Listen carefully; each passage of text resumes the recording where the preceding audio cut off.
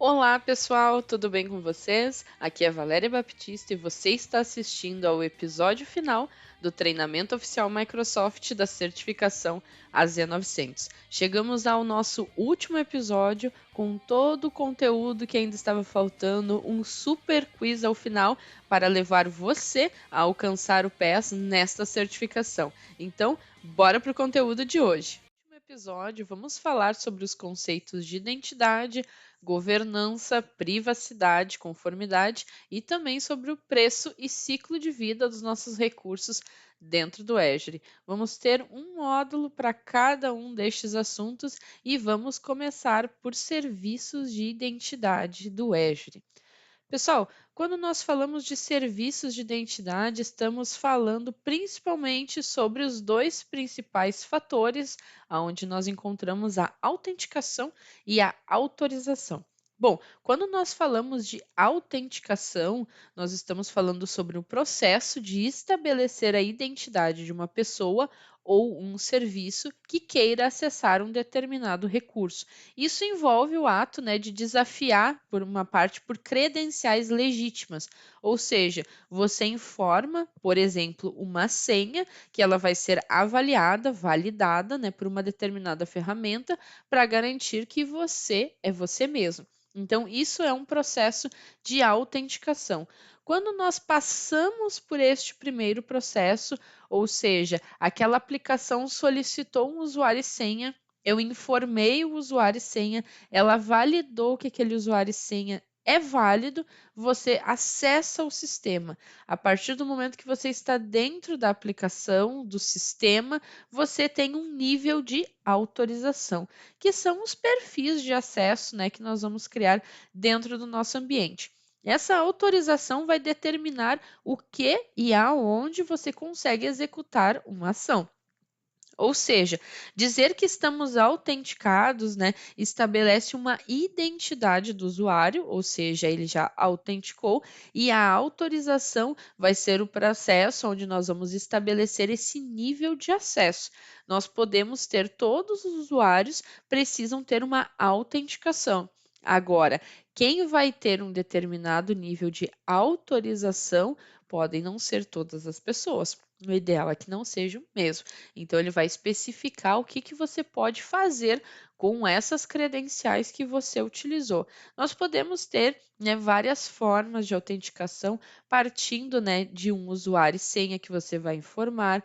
O Windows Hello pode utilizar, né, um modelo de PIN, autenticação facial, utilizar a leitura da sua digital também. Temos vários modelos, mas é importante que você entenda onde cada uma dessas acessos vão se comportar. Autenticar é o ato de provar que eu sou eu mesmo. Autorizar vai ser o nível de permissionamento que eu vou ter dentro do meu ambiente.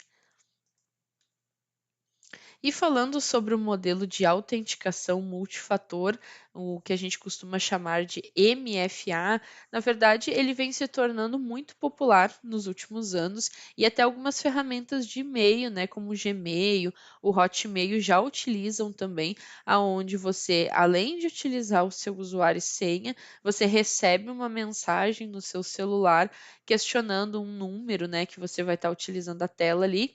Pergunta o número, você tem que confirmar qual que é o número que está aparecendo na tela e pedir para acessar, ou senão ele pede para ler a digital, né? Se você tiver um aplicativo chamado Authenticator, também pode executar essa ação.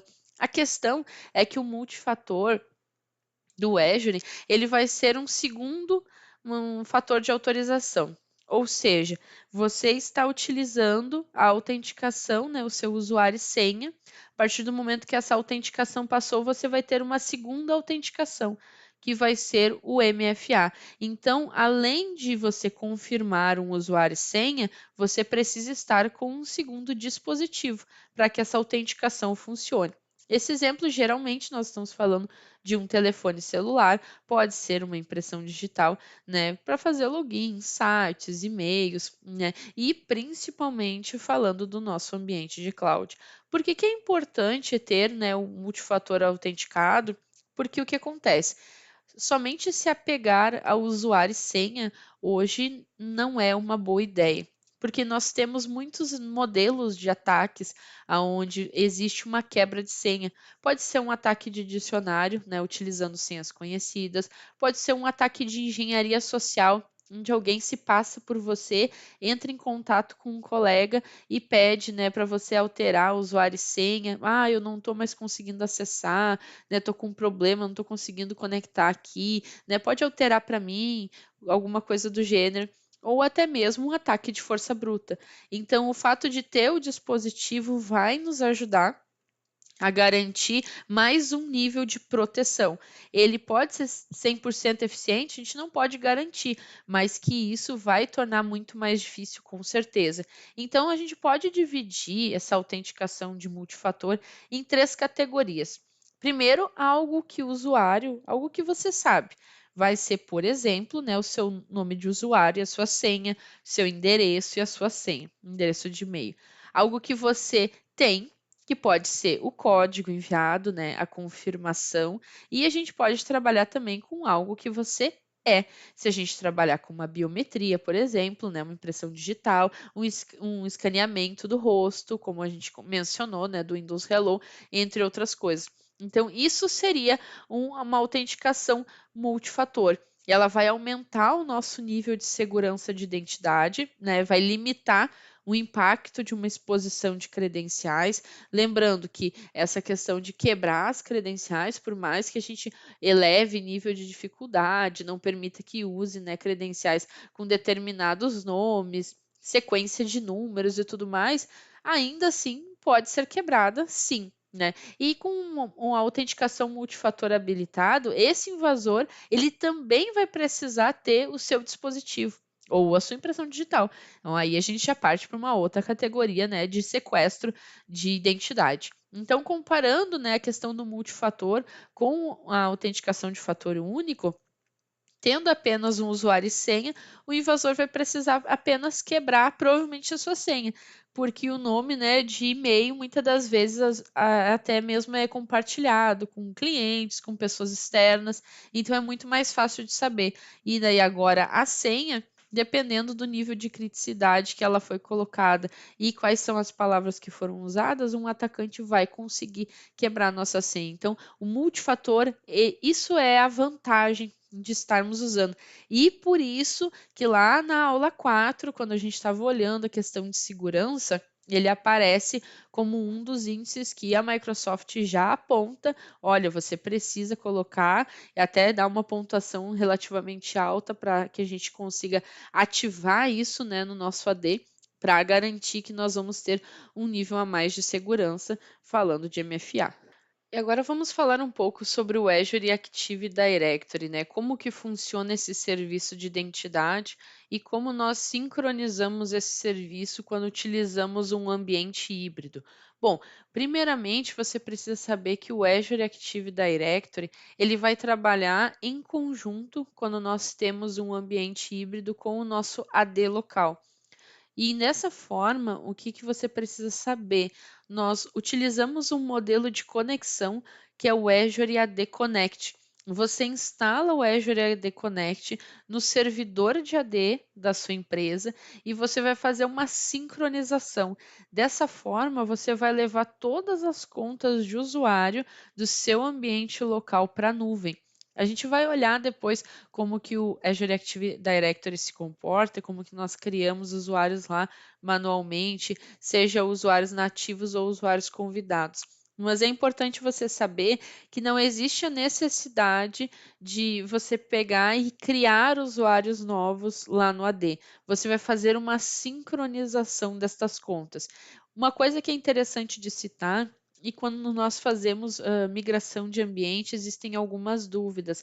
O Azure Active Directory, ele é nativo de nuvem. Então, os protocolos com os quais ele trabalha, por exemplo, o OAuth, o WS Federation, são protocolos diferentes do Kerberos, por exemplo, que é um protocolo do nosso Active Directory nativo, né, modelo on-premise. Então, dessa forma, tem algumas coisas que ainda não são 100% compatíveis. Por exemplo, no AD é muito comum nós termos várias policies por grupos de usuário, por setores. E isso a gente não consegue levar ainda, fazer um modelo as is para a nuvem. O que seria o ideal, então, nós termos esse modelo de sincronização? Se for o caso de descartar o ambiente físico e querer manter todas essas regras, então seria o caso de fazer uma migração onde você cria uma máquina como infraestrutura como serviço na nuvem e instala o AD e faz a replicação já de dentro do Azure para o Azure. Mas a gente sabe hoje que o modelo como está estruturado, por essa questão de protocolos, não é 100% compatível. Então, por isso que muitas empresas também, por isso e outras coisas, ainda mantêm um ambiente híbrido, porque você consegue manter todas essas regras, né, e garantir que elas vão continuar se aplicando, mesmo já trabalhando com o Azure AD. E outra coisa que é interessante, das configurações, né, que a gente faz, você precisa, se estiver trabalhando no modelo híbrido, continuar criando os seus usuários no seu AD local, no seu ambiente on-premise. E do seu AD on-premise, ele vai fazer essa sincronização para a nuvem. Lembrando que a única coisa que vem da nuvem para o modelo on-premise, se a gente configurar, é a senha. Mas se você criar um usuário na nuvem, ele não vai fazer o caminho inverso. Ele não copia esse usuário para o seu ambiente on-premise. Então, tome bastante atenção, né, em termos de administração, como isso funciona. As vantagens, né, de nós utilizarmos o serviço do AD, nós vamos ter um logon único, porque eu vou fazer a sincronização das minhas contas, ou seja, a mesma conta que eu uso para logar no meu AD local, ela vai funcionar na nuvem. Isso se estende para o Office 365, que é uma plataforma de software como serviço. Eu consigo utilizar essas contas para fazer gerenciamento de aplicativos e dispositivos. Eu tenho toda a questão de autenticação, mantendo também a autenticação multifator, né, que nós vimos há pouco, que é o MFA. E o mais importante, eu não preciso ter uma conta para cada coisa. Eu vou utilizar, né, a minha conta que eu já tinha replicada no Azure Active Directory. Então é importante você entender como funciona essa questão de sincronia, tendo em vista modelos de protocolo. Então, no dia a dia, isso acaba gerando algumas dúvidas de como que é o funcionamento. Mas vamos dar uma olhadinha lá no portal, como é que funciona, né, toda essa questão do Azure Active Directory e quais são os recursos que a gente pode aproveitar no nosso dia a dia de trabalho. E aqui no portal, na guia da esquerda, você pode selecionar o Active Directory do Azure. Caso você não localize, pode vir procurar aqui no menu suspenso. A partir do momento que você clica aqui, ele vai trazer a visão geral do seu diretório. Quando nós criamos, né, uma conta no Azure, ele vai trazer com base na nossa conta de e-mail, né? Ele traz as mesmas iniciais e, por padrão, ele vai trazer esse onmicrosoft.com. Aonde que eu consigo definir um domínio personalizado da minha empresa? Aqui a gente tem, ó, nomes de domínio personalizados.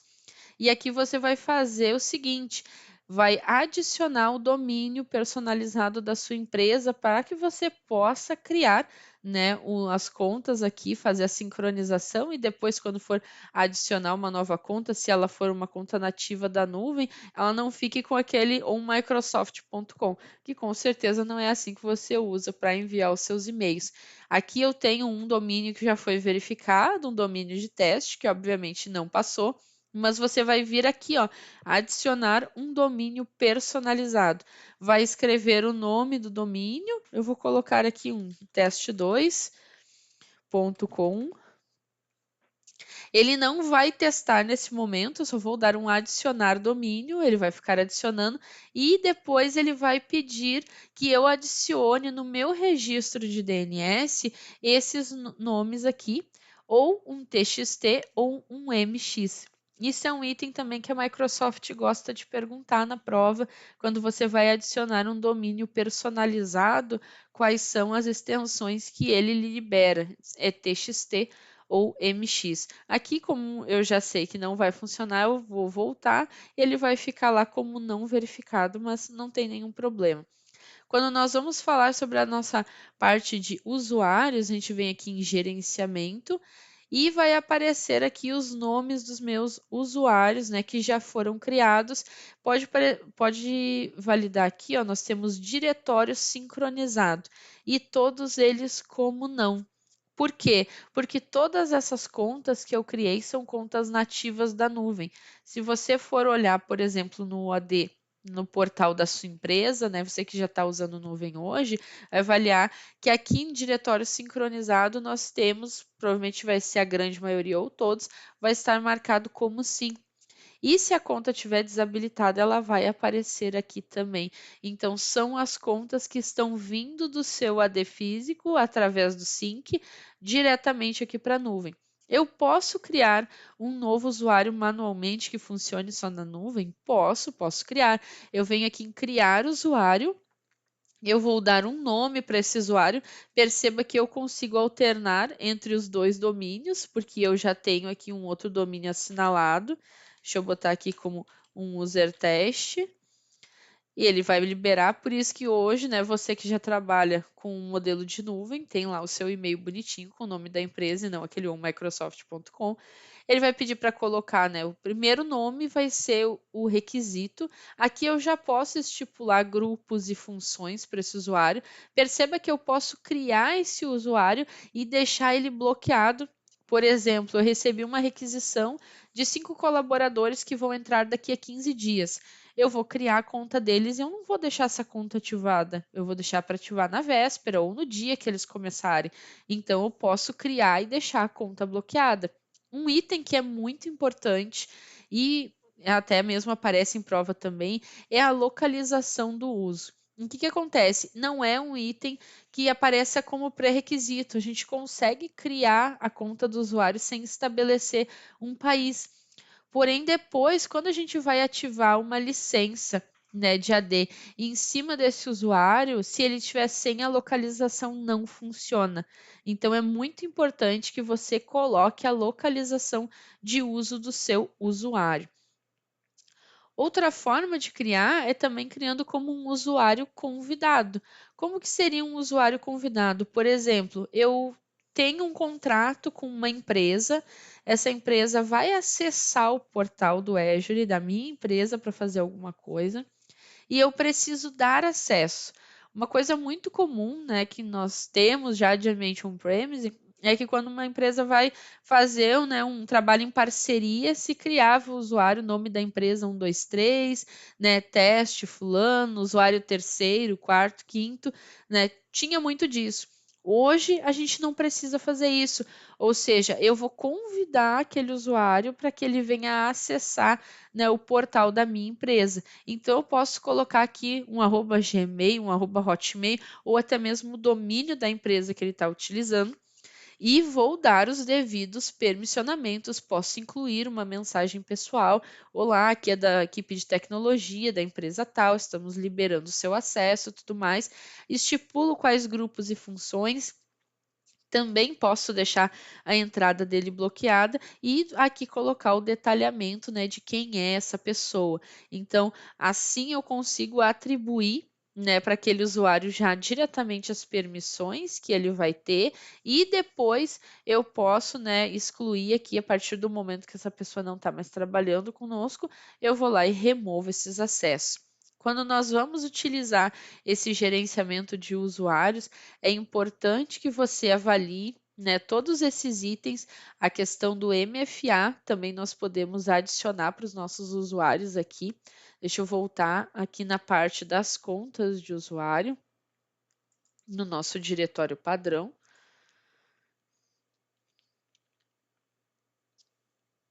Ele tem esse ícone aqui, MFA por usuário. Aqui ele vai abrir uma nova tela e vai aparecer as contas de usuário, e a partir do momento que ele carrega, ele vai dizer se tem o multifator ou se não tem.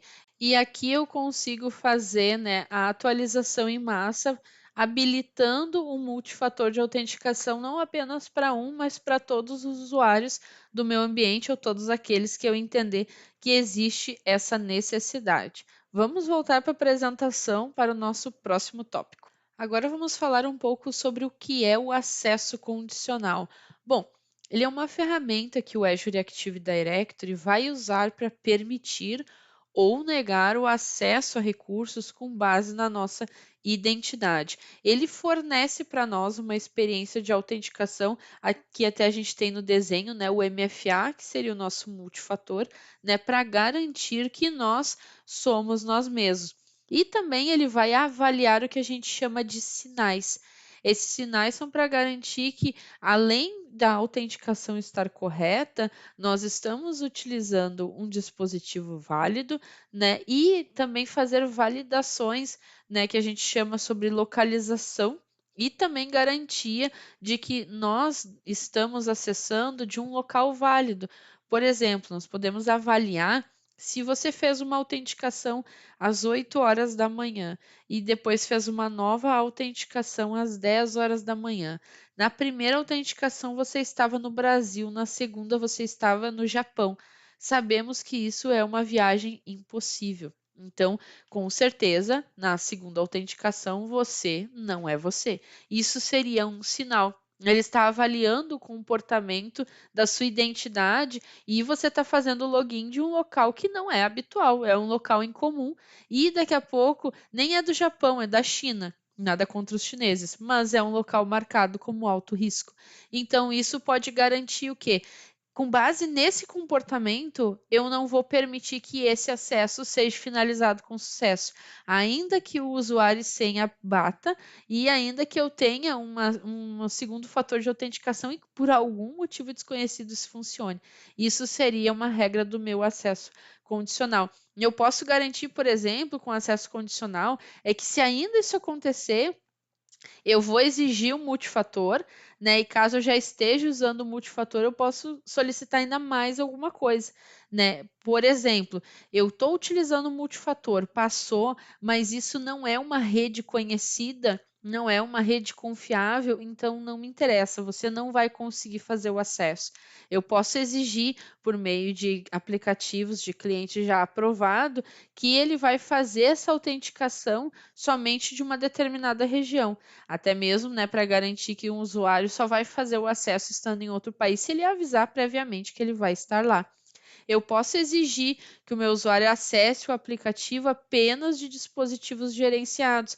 E uma outra coisa interessante, eu posso colocar no meu acesso condicional que quando o meu colaborador fizer login partindo da rede da empresa, ele não precisa utilizar o MFA, porque eu entendo que ele está fisicamente dentro da empresa, então ele não precisa ativar o MFA. Ou quando ele está utilizando a VPN, se eu quiser, ele não vai precisar usar, só quando for de uma rede não conhecida. Então, isso vai de como eu vou querer aplicar a regra dentro do meu ambiente. O acesso condicional, ele vai nos ajudar a planejar e solucionar problemas de política e também subir um pouco mais o nível de segurança dentro do nosso ambiente. E uma coisa super importante, tome nota. Para utilização do acesso condicional, você precisa de uma licença P1 ou P2 do Azure AD Premium. Ou seja, ele tem um custo, né? Ele não é 0,800, como eu gosto de brincar.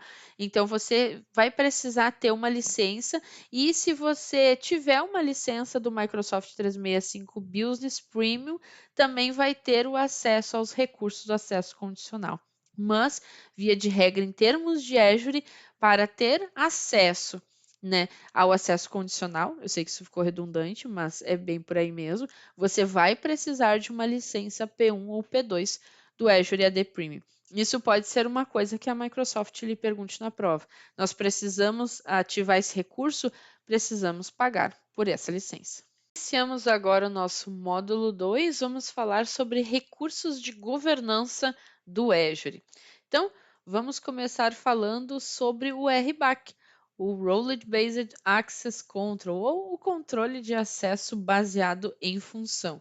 Nós já tínhamos falado um pouco sobre ele, né, em outros capítulos, mas aqui vamos abordar um pouco melhor o conceito de como ele é aplicado no nosso dia a dia, como nós vamos utilizar ele dentro do Azure e também qual que é o escopo dele quando a gente fala de recursos. Bom, ele trabalha como um controle de acesso baseado em função. Essa é a grande definição do RBAC. E ele vai ser utilizado em base de vários recursos ou conjunto de recursos a qual a gente vai aplicar. Quais que seriam os escopos do RBAC? Primeiro, nós podemos trabalhar em cima de um grupo de gerenciamento, nós podemos trabalhar em cima da assinatura, do grupo de recursos ou de um recurso individual. Qual que seria, né, a grande sacada falando de RBAC? Eu preciso dar acesso, né, para a Valéria no Resource Group e infraestrutura. Ali ela vai gerenciar os recursos, né, que estão ali. Eu vou dar um acesso para ela, vamos supor, contributor. Ok. Agora eu tenho um colega que ele é da área de desenvolvimento. Ele não precisa de acesso nesse Resource Group, ele precisa de acesso em outro. Então eu vou lá e dou a permissão para aquela pessoa. Perceba que quando nós estamos falando de RBAC, nós estamos falando principalmente em dar acesso a algum item dentro do Azure para alguma pessoa. Então eu vou definir qual que vai ser esse nível de acesso.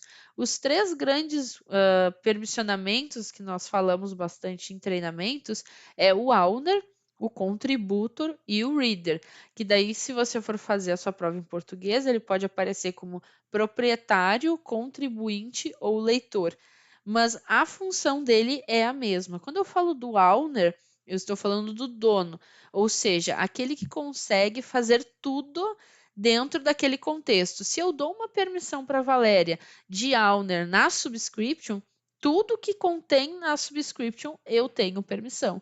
Se eu dou uma permissão para a Valéria de owner no Resource Group, a Valéria pode fazer tudo no Resource Group, inclusive dar permissões para outras pessoas.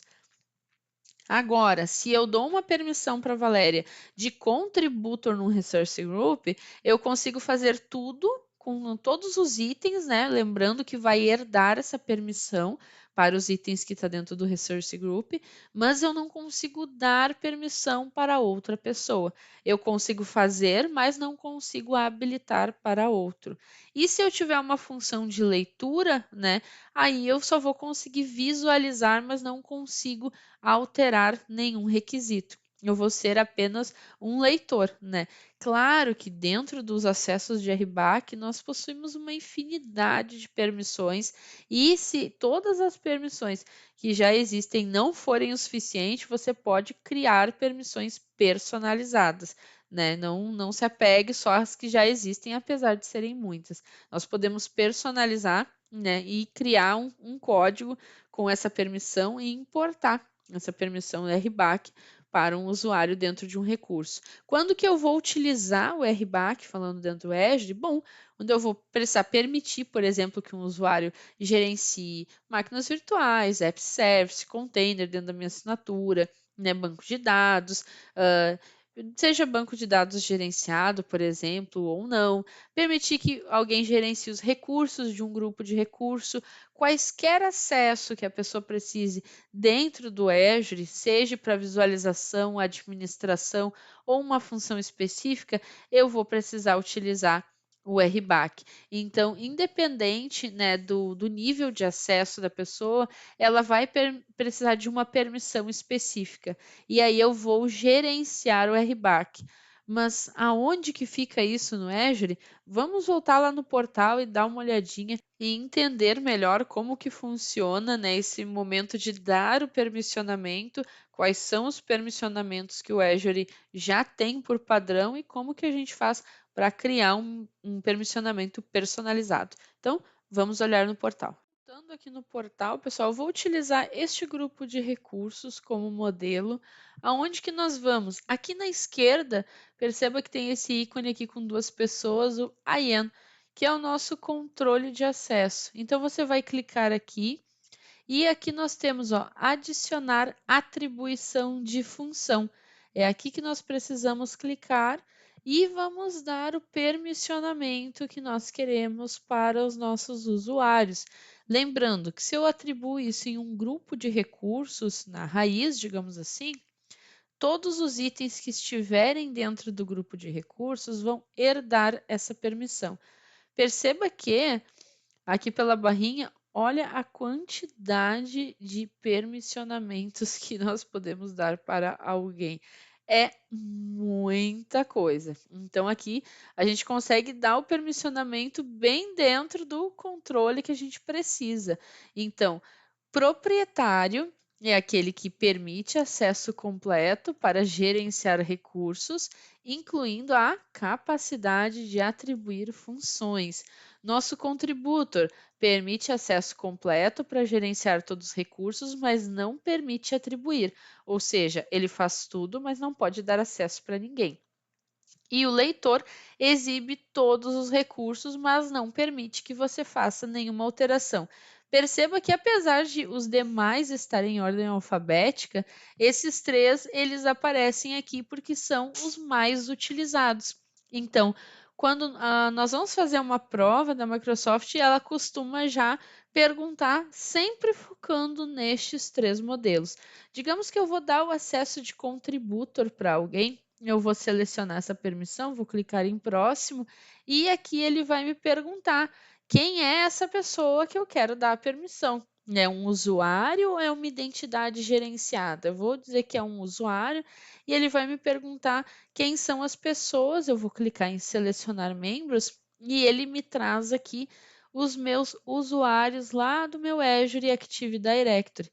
Então aqui eu posso selecionar, por exemplo, esse usuário aqui, digo que ele vai ter a permissão, clico em próximo, examinar e atribuir, ele está dando a permissão de contributor para este usuário.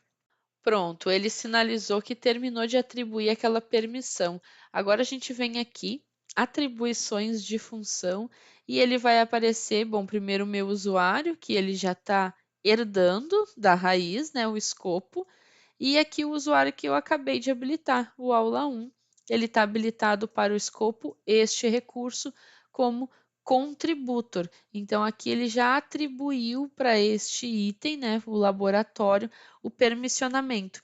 Dentro desse Resource Group, nós temos alguns itens.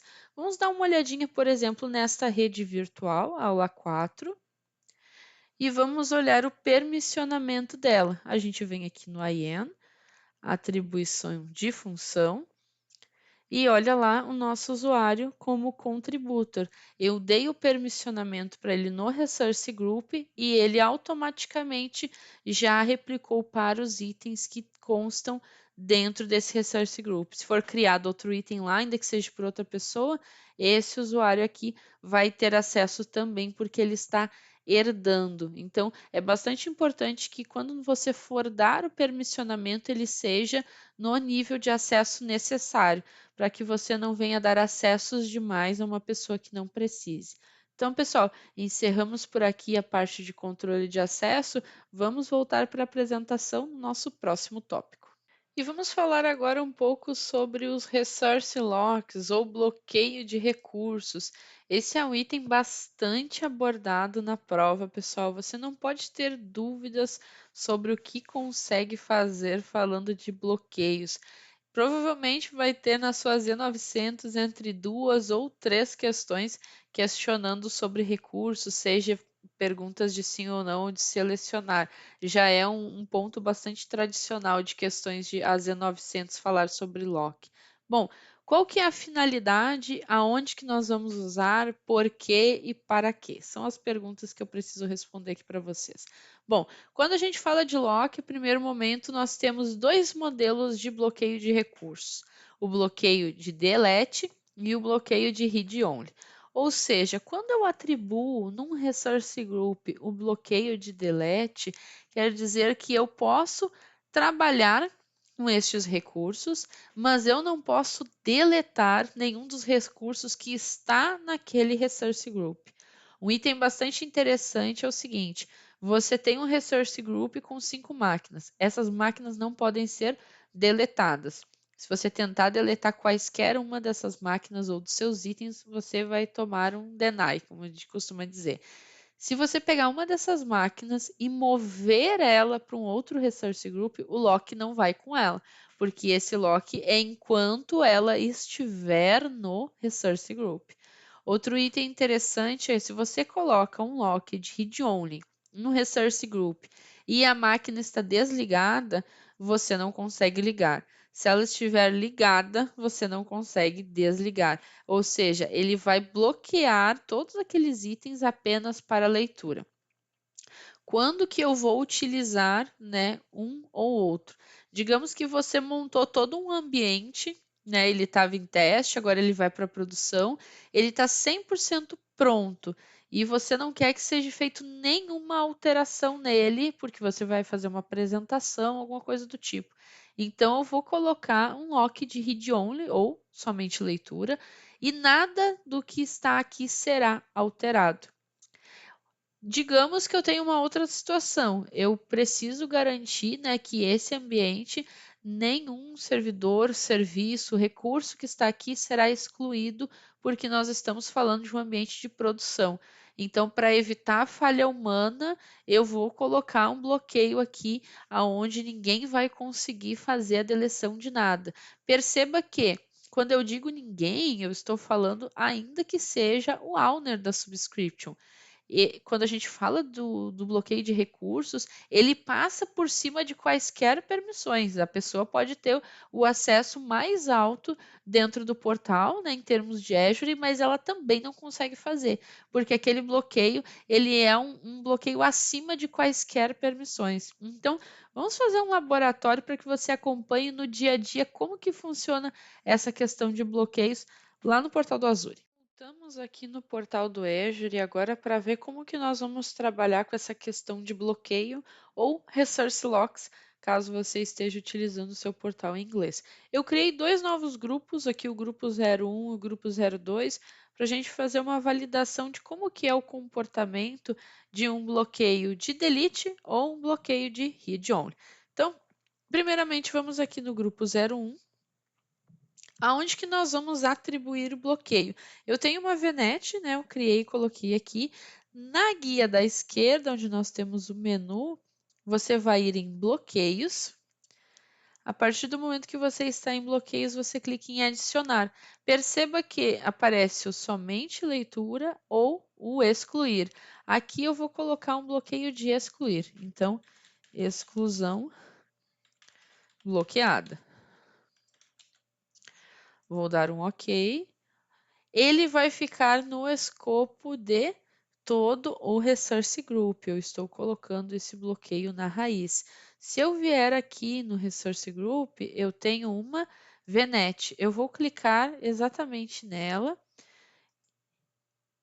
E a partir do momento que eu abrir ela aqui, eu vou clicar em excluir. Você deseja excluir a VNet? Sim. Ele automaticamente já me traz uma resposta. Falha ao excluir a rede virtual, VNet, erro. Aí ele me diz o scope, não posso deletar porque esse scope está bloqueado. Remova esse lock e tente novamente. Então, eu não consigo excluir nenhum item que estiver aqui. Eu conseguiria mover ela para um outro resource group? Sim, eu posso vir aqui, né? E depois de marcações, mover para outro grupo de recursos. Posso mover lá para o grupo laboratório.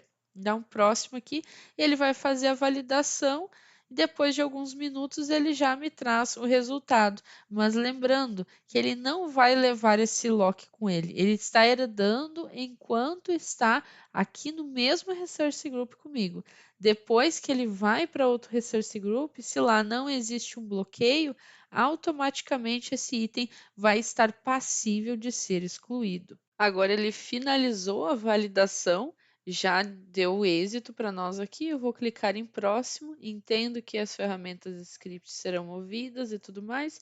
Dou um mover, ele vai começar a mover a nossa VNet para o próximo grupo de recursos, ou seja, a questão dela estar com bloqueio não nos impede de fazer essa remoção para outro resource group. Agora vamos olhar um pouco sobre a questão do bloqueio de resource lock em cima de read only. Nesse grupo 02, eu criei um storage account, apliquei um bloqueio no modelo de read only, ou seja, somente leitura, com escopo para esse grupo. Com isso, quero dizer o quê? Esse storage account ele vai ficar liberado apenas para leitura. uma questão que aparece bastante em provas da Microsoft sobre essa funcionalidade, né, do acesso de somente leitura, é questionando se você consegue validar as chaves de acesso de um storage account, né, uma conta de armazenamento, se ela estiver com bloqueio de somente leitura. Quando a gente vem aqui, pessoal, nas chaves de acesso, apesar de ser somente leitura, ele entende que nós vamos fazer uma operação de escrita. Então, ele não vai liberar que a gente faça esse acesso. Porque se eu vou ler, eu vou registrar isso em uma aplicação e ela vai tentar consultar. Então, ele não permite que a gente valide as chaves de acesso se ele tiver com esse escopo de somente leitura. Isso é uma questão que caiu na minha prova Z900 quando eu fiz, e apesar de já fazer um certo tempo, ela é uma pergunta que costuma cair bastante também. Então, Storage Account, fazer a leitura de chaves de acesso, está com o escopo de somente leitura, você não vai conseguir fazer.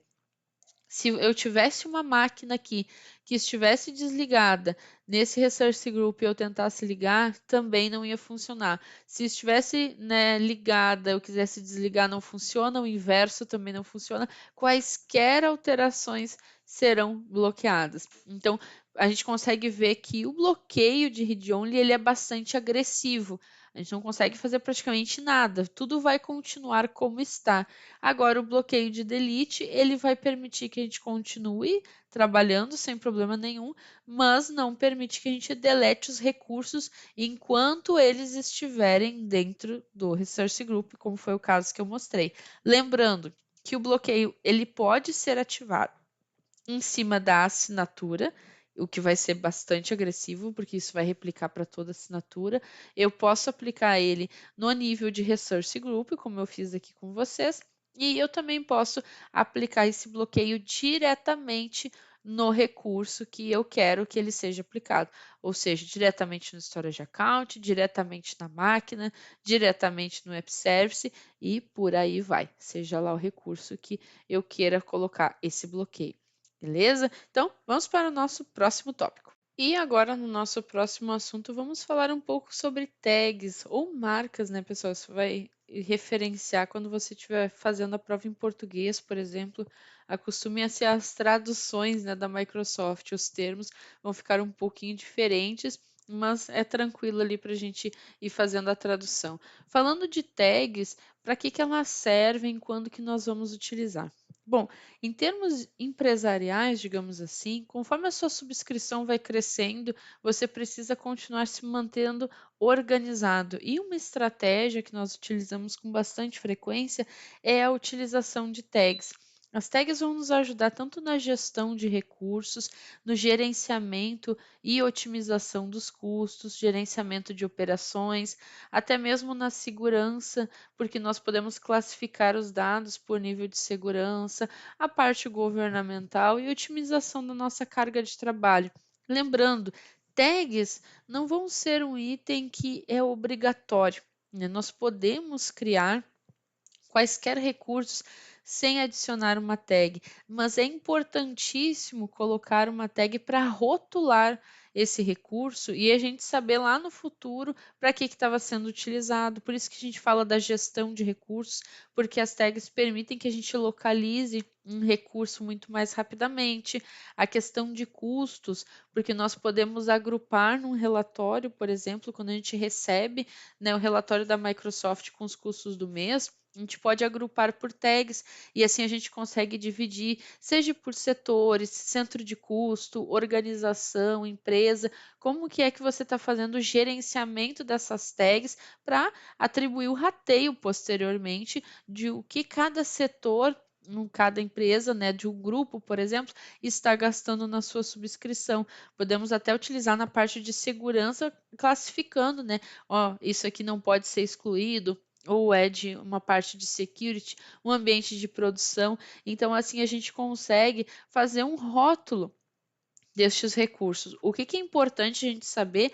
Tags não são herdadas. Então, se eu tinha acessado ali, né, um resource group, coloquei, né, um bloqueio de lock, coloquei um bloqueio read-only ou delete, isso herda todos os recursos dentro de um resource group. Mas se eu criar um resource group, atribuir uma tag específica e criar outros itens lá dentro, eles não vão herdar essa tag. A tag ela é individualizada, ou seja, cada vez que eu crio um recurso, ele está me questionando qual tag que eu vou colocar. Então eu posso ter um resource group colocando ali como produção, e daí eu crio a máquina 01. Aí vai estar lá que a máquina 01 é da parte de marketing, a máquina 02 é a parte de compliance, a máquina 03 vai ser do administrativo e por aí vai. Ou seja, só porque o Resource Group está associado a um determinado setor, não quer dizer que aquela tag ali vai ser replicada para os demais itens. Tags não são herdadas, elas precisam ser aplicadas individualmente.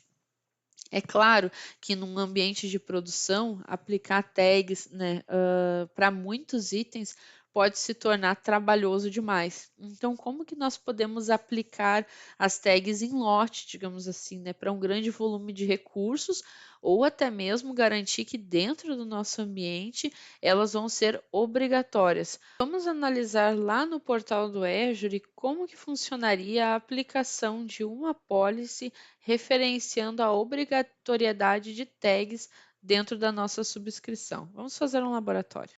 Voltamos ao portal, agora vamos falar sobre a parte de tags, né, pessoal? Por exemplo, eu posso vir aqui no meu Resource Group, o 02, eu venho aqui em marcações, pode ver que ele não tem nenhum valor. Eu vou adicionar aqui um departamento, vamos botar aqui como se fosse o contabilidade e vou aplicar.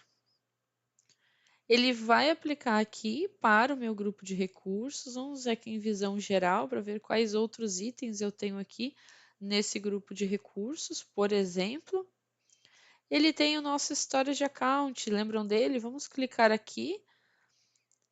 Eu venho em marcações e ele continua sem nenhuma marcação.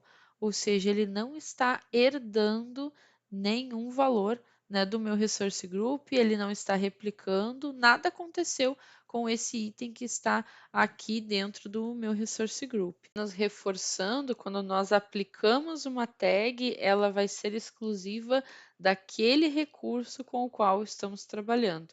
Então, agora no nosso próximo conteúdo, nós vamos validar como nós podemos padronizar não apenas a tag, mas vários outros itens dentro do nosso ambiente. Então, referente à parte de tags ou marcas, lembre-se, não será um recurso herdado, você precisa aplicar a todos os itens da sua subscrição e ele vai ajudar quando você receber o relatório da Microsoft e precisar fazer o que a gente chama de rateio de todos os custos dos itens, né, dentro da sua subscrição. Aí aqui você vai conseguir direcionar o valor para cada setor correspondente. As tags nos ajudam muito com relação a isso. Então, vamos voltar para a nossa apresentação. Falar um pouco sobre as políticas ou as policies dentro do Azure.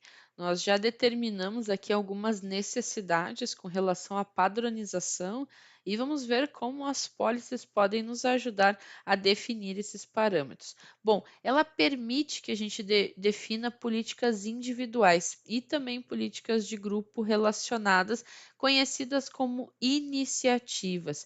Bom, um Azure Policy, ele vai avaliar os recursos que nós temos, destacar aqueles que estão como não conformes e também com relação às políticas que nós vamos criar. Não confunda essas policies com as policies lá do Active Directory, pessoal. Um item bastante importante. Quando a gente fala das policies dentro do Azure, nós estamos falando de padronização de recursos e não de usuários. Aqui é totalmente diferente de policies que nós tínhamos no AD. Aqui nós estamos falando de toda uma padronização que nós podemos ter dentro do nosso ambiente. Essas políticas, essas iniciativas que nós podemos ter, a gente pode usar em categorias como armazenamento, parte de rede, computação, central de segurança, monitoramento e também nas policies que nós estávamos vendo agora há pouco. Então, a gente pode utilizar o modelo de policy para padronizar. Quando que eu vou utilizar uma policy, por exemplo? Imagine um cenário onde você trabalha em uma empresa e, por convenção, digamos, um acordo interno, todo mundo sabe, apenas de boca, digamos assim, que os recursos precisam ser criados dentro da região do Brasil. Então, tem ali uma série de pessoas que já estão trabalhando há um certo tempo, todo mundo estava em uma reunião e sabia que precisava ser criado as contas, recursos, tudo na região do Brasil. Foi contratada uma nova pessoa e essa pessoa chegou bem feliz, querendo mostrar trabalho e tudo mais, e você deu uma tarefa para essa pessoa de criar alguns recursos para um novo projeto. E claro, essa pessoa queria mostrar serviço, olhou assim, foi na calculadora de TCO da Microsoft, não, aqui no Brasil vai ser muito caro, vou fazer lá nos Estados Unidos.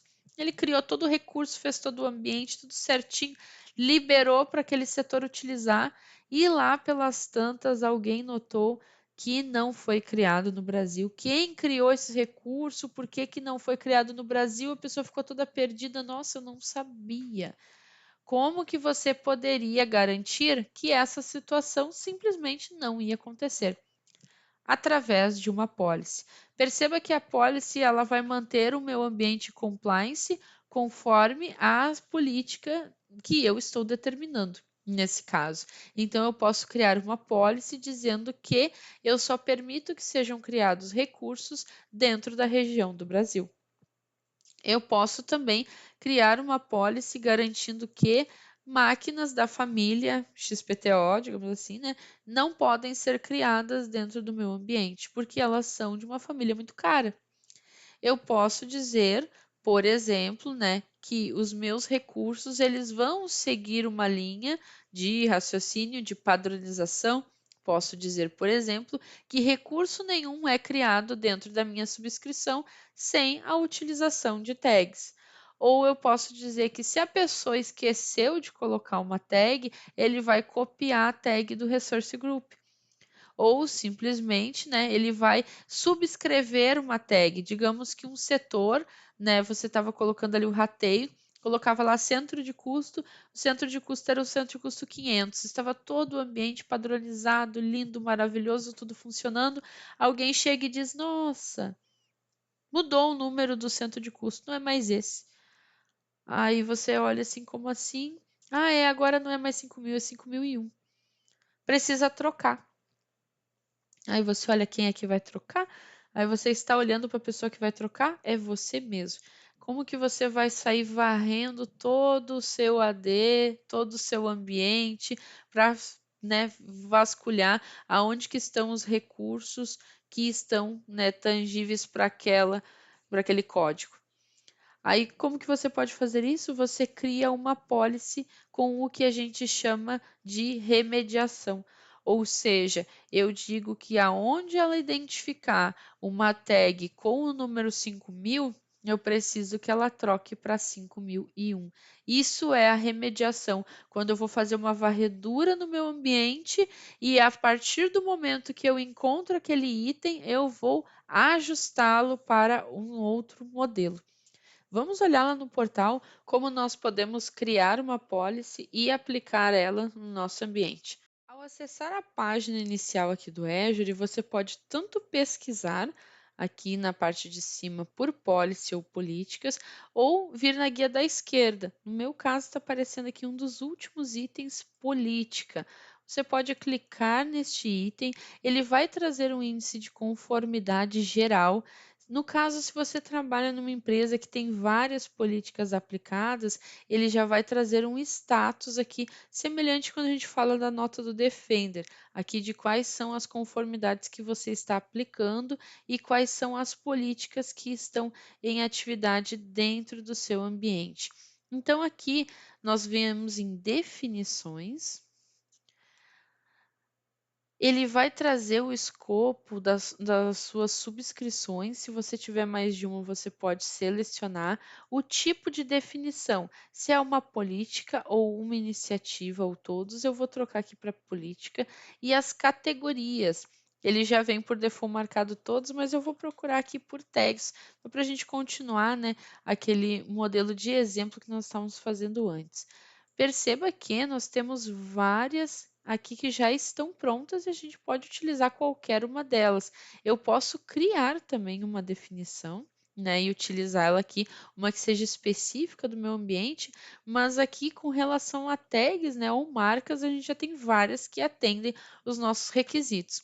Aqui nós temos, por exemplo, exigir uma marca e valor nos recursos, acrescentar, herdar de uma assinatura, nós podemos herdar do grupo de recursos, nós podemos exigir uma marca nos recursos, ou seja, se não tiver uma marca, né, uma tag marcada, ele não vai deixar que esse recurso seja criado. Nós podemos acrescentar uma marca por meio de um grupo de recursos. Somente de grupo de recursos aqui, referenciando a tags, nós já temos várias. Então, aqui tem várias ações que você pode aproveitar.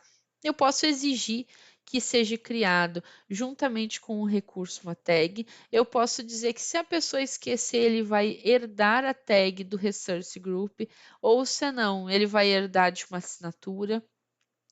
Ou, por exemplo, ele vai adicionar uma tag. Então, aqui são várias situações que nós podemos pegar uma regra já pronta.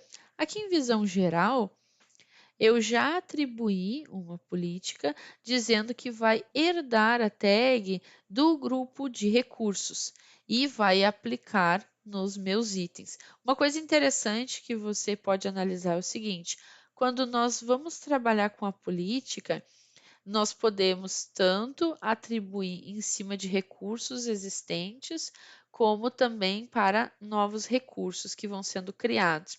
E quando nós falamos das políticas de remediação, é quando eu vou alterar um item que já existe, que foi o caso que eu comentei. Se nós temos aqui na nossa empresa um, um resource group que está atribuído, né, uma marca para um centro de custo X, e a gente recebe um aviso, olha, todos os itens, agora ele tem que trocar o número dessa tag, agora está errado.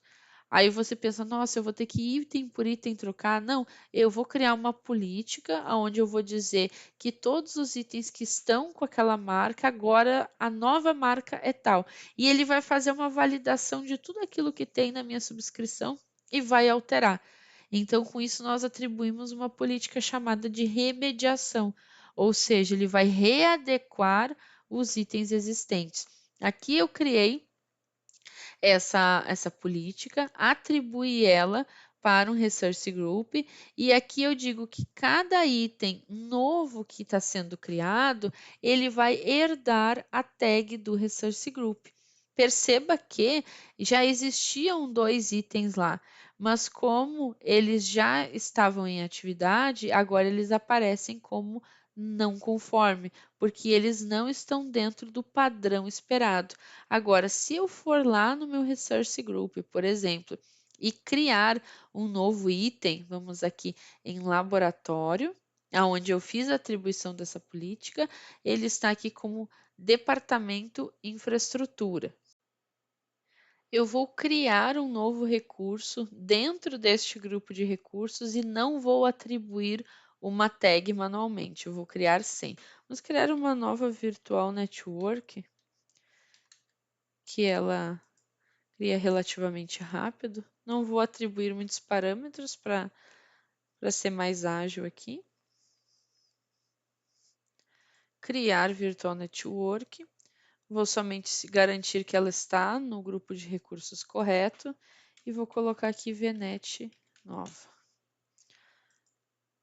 Para mim, nesse caso, não vai fazer diferença qual vai ser o endereçamento de IPs, mas o importante é que ela foi criada sem nenhuma marca, né? Sem nenhuma tag. Está fazendo a implantação, ok. Assim que ela finalizar, vamos até esse recurso.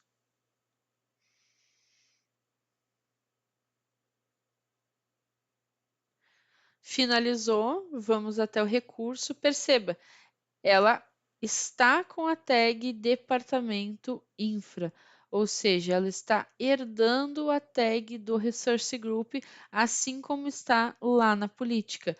O que ocorre? A política aqui, ela diz que eu tenho itens não conformes, porque nesse Resource Group eu já tinha outros itens. Por isso que ela está aparecendo como não conforme, assim que nós controlamos como que está o status das nossas políticas.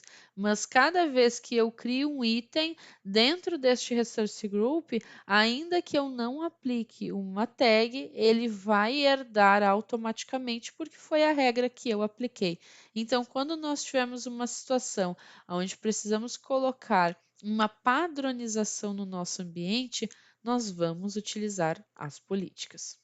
E dando continuidade aqui no nosso conteúdo, vamos falar um pouco sobre Azure Blueprints.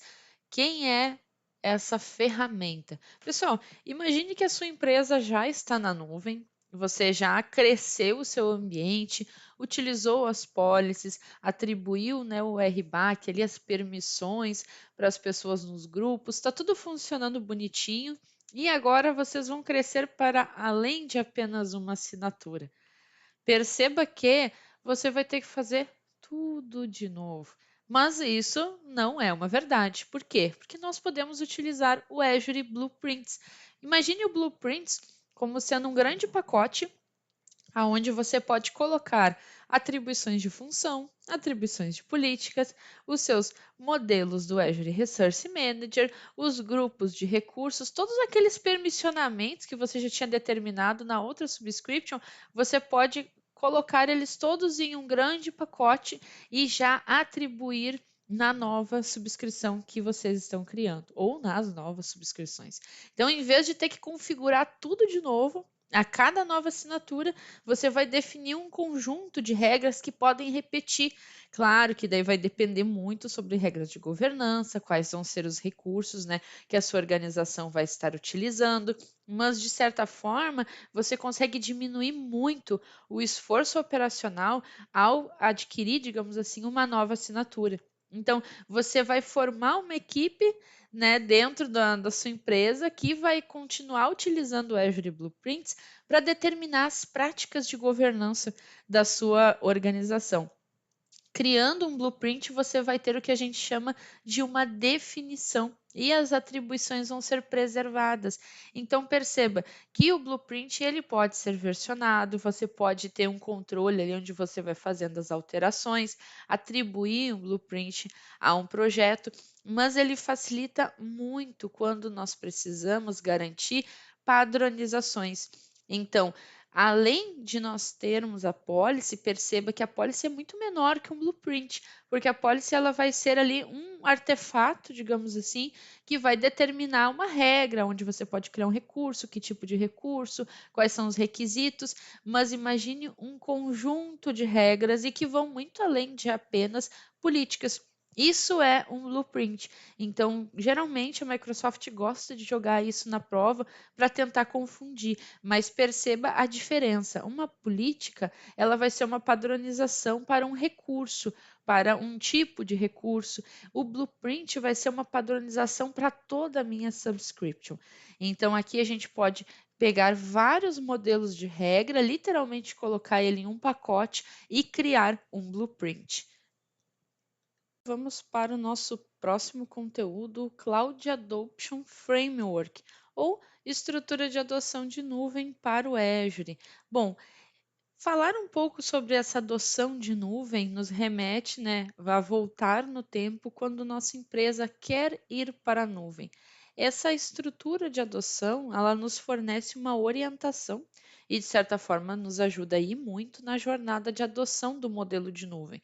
Na verdade, quando você está pensando em levar a sua empresa para a nuvem ou está auxiliando um cliente nessa jornada, você precisa entender qual é o propósito e o que essa empresa espera de trabalhar com o modelo de nuvem. E assim você pode ajudar criando e implementando as estratégias de negócio necessárias para que esse cliente venha a ter sucesso. Então, o Cloud Adoption Framework, na verdade, é uma grande bíblia ou manual de boas práticas que vai consistir em ferramentas de adoção e práticas comprovadas, onde nós vamos definir uma estratégia, traçar um plano, preparar a nossa organização, adotar o modelo de nuvem e, após isso, governar e gerenciar os nossos ambientes dentro da nuvem. Tem um site aqui muito bacana onde nós podemos fazer um overview. Eu vou trazer aqui para a tela só um minuto. Pessoal, e esse é o site do Cloud Adoption Framework. Eu vou estar deixando também na descrição desse vídeo, mas ele serve demais, principalmente quando nós estamos ajudando na estratégia de jornada para a nuvem dos nossos clientes ou até mesmo na nossa própria empresa. Então, aqui nós temos ferramentas e modelos, artigos que foram publicados, uma visão geral sobre o Cloud Adoption Framework e aqui nós temos todas as diretrizes, desde estratégia, planejamento, como que nós vamos fazer uma migração, como que nós vamos alinhar essa organização, a parte de administração e tudo mais. Por isso que eu disse, ele é como se fosse um manual de boas práticas ou a Bíblia da migração. Ele é o nosso melhor amigo quando nós precisamos ajudar os nossos clientes a fazer uma migração aonde vai ter o mínimo possível de impacto, de preferência nenhum, mas a gente sabe que tem algumas coisas que realmente a gente precisa reajustar para o modelo de nuvem, mas o importante é que o nosso cliente venha ter da nuvem aquilo que ele espera de fato. Então, os nossos passos vão ser definir a nossa estratégia, entendendo, né, com as partes interessadas, o pessoal da liderança, o porquê está se migrando para a nuvem, determinar, né, como nós podemos ajudar, avaliar as considerações financeiras também, lembrando que nós vamos mudar, né, a forma de pagamento de um CAPEX para um OPEX, então existe um alinhamento de expectativas financeiras aqui, a gente precisa avaliar também o momento digital da empresa, principalmente se a empresa tem muitas aplicações de legado que talvez não tenha interesse de migrar para a nuvem.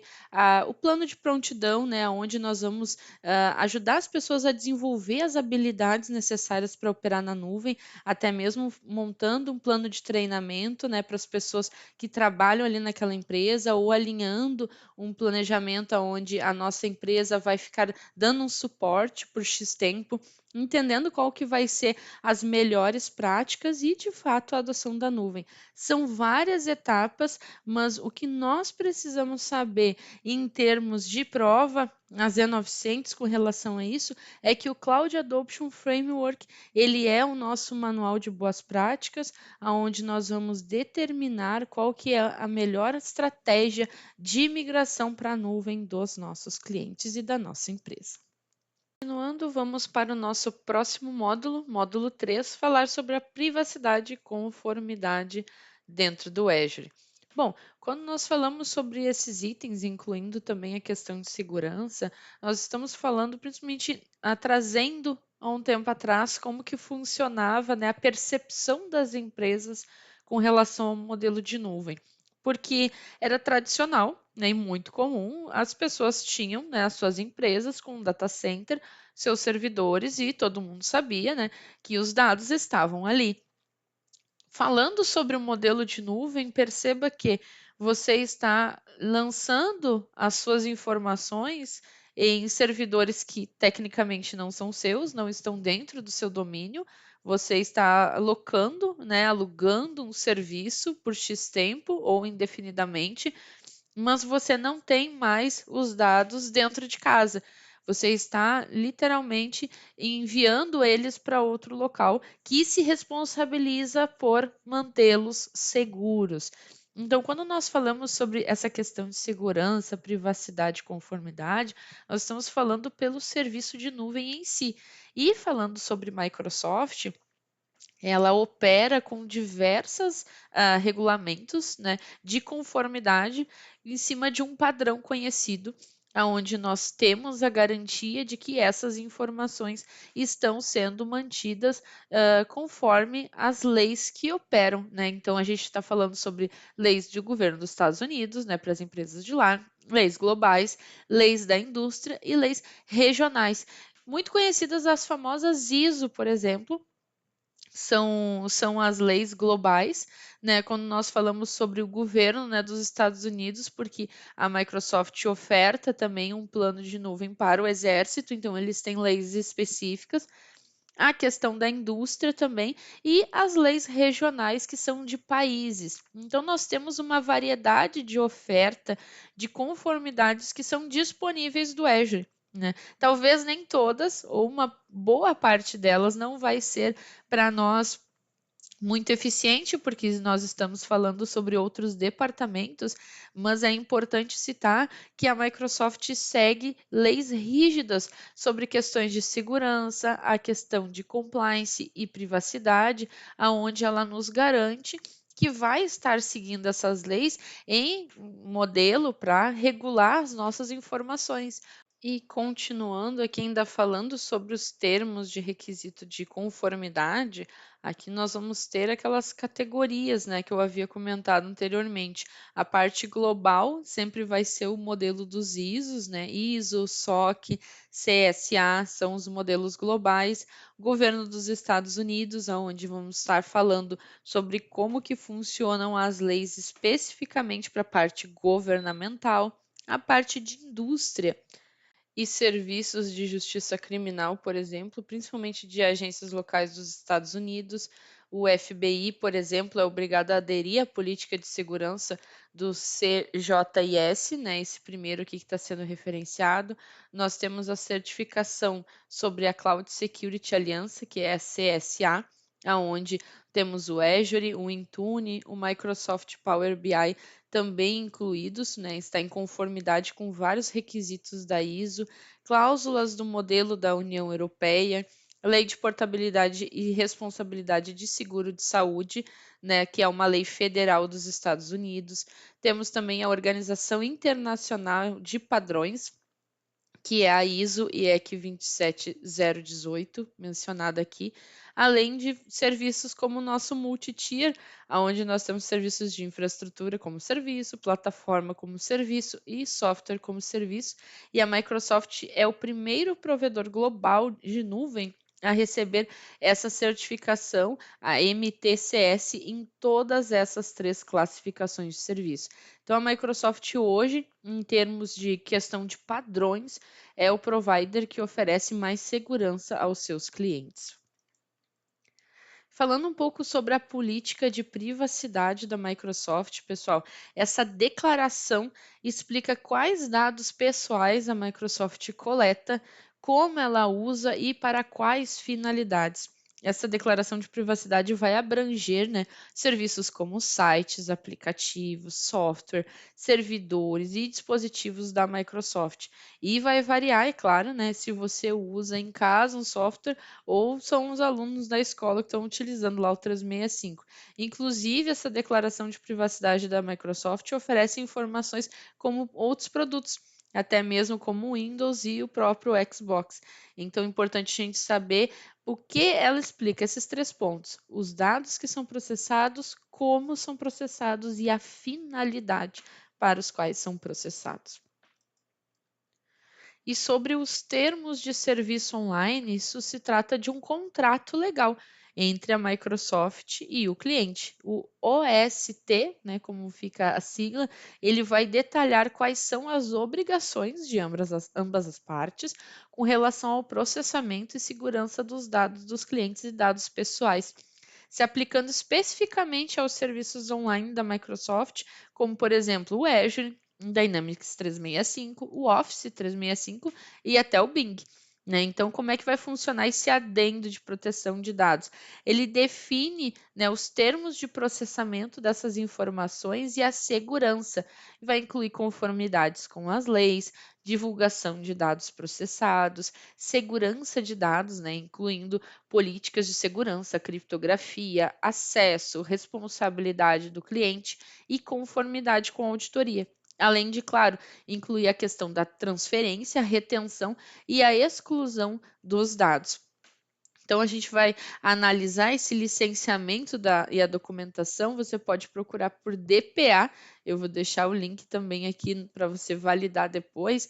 E a partir daí ele vai trazer quais são, né, as informações e quais são as regiões competentes. A transparência é muito importante quando se trata de um provedor de nuvem. Lembrando, as aplicações elas não estão necessariamente sob o nosso domínio, porque saíram do nosso data center.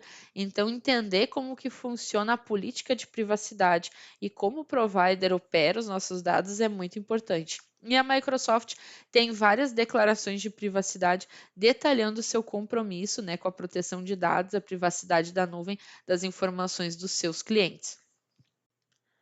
Seguindo para nosso próximo tópico, central de confiabilidade. Central de confiabilidade não é necessariamente uma ferramenta, e sim um site da Microsoft. Eu vou estar deixando o link aqui na descrição do vídeo para você acompanhar posteriormente, onde nós temos os princípios que a Microsoft utiliza para a integridade de nuvens, né, para os seus serviços, seus produtos, né, que tipo de segurança ela nos oferece, conformidade e transparência dos seus produtos e serviços de nuvem Microsoft de uma forma geral. Ela é bastante utilizada pela comunidade jurídica e também de conformidade, que seriam equipes de auditoria, quando elas querem validar se aquele provider de nuvem que a gente está utilizando, ele está seguindo métodos e estratégias já reconhecidos mundialmente, ou até mesmo voltado para o modelo de negócio da sua empresa, garantindo que ele está em conformidade com determinados eventos. Vamos dar uma olhadinha lá no portal para que você veja as opções ali que eles nos trazem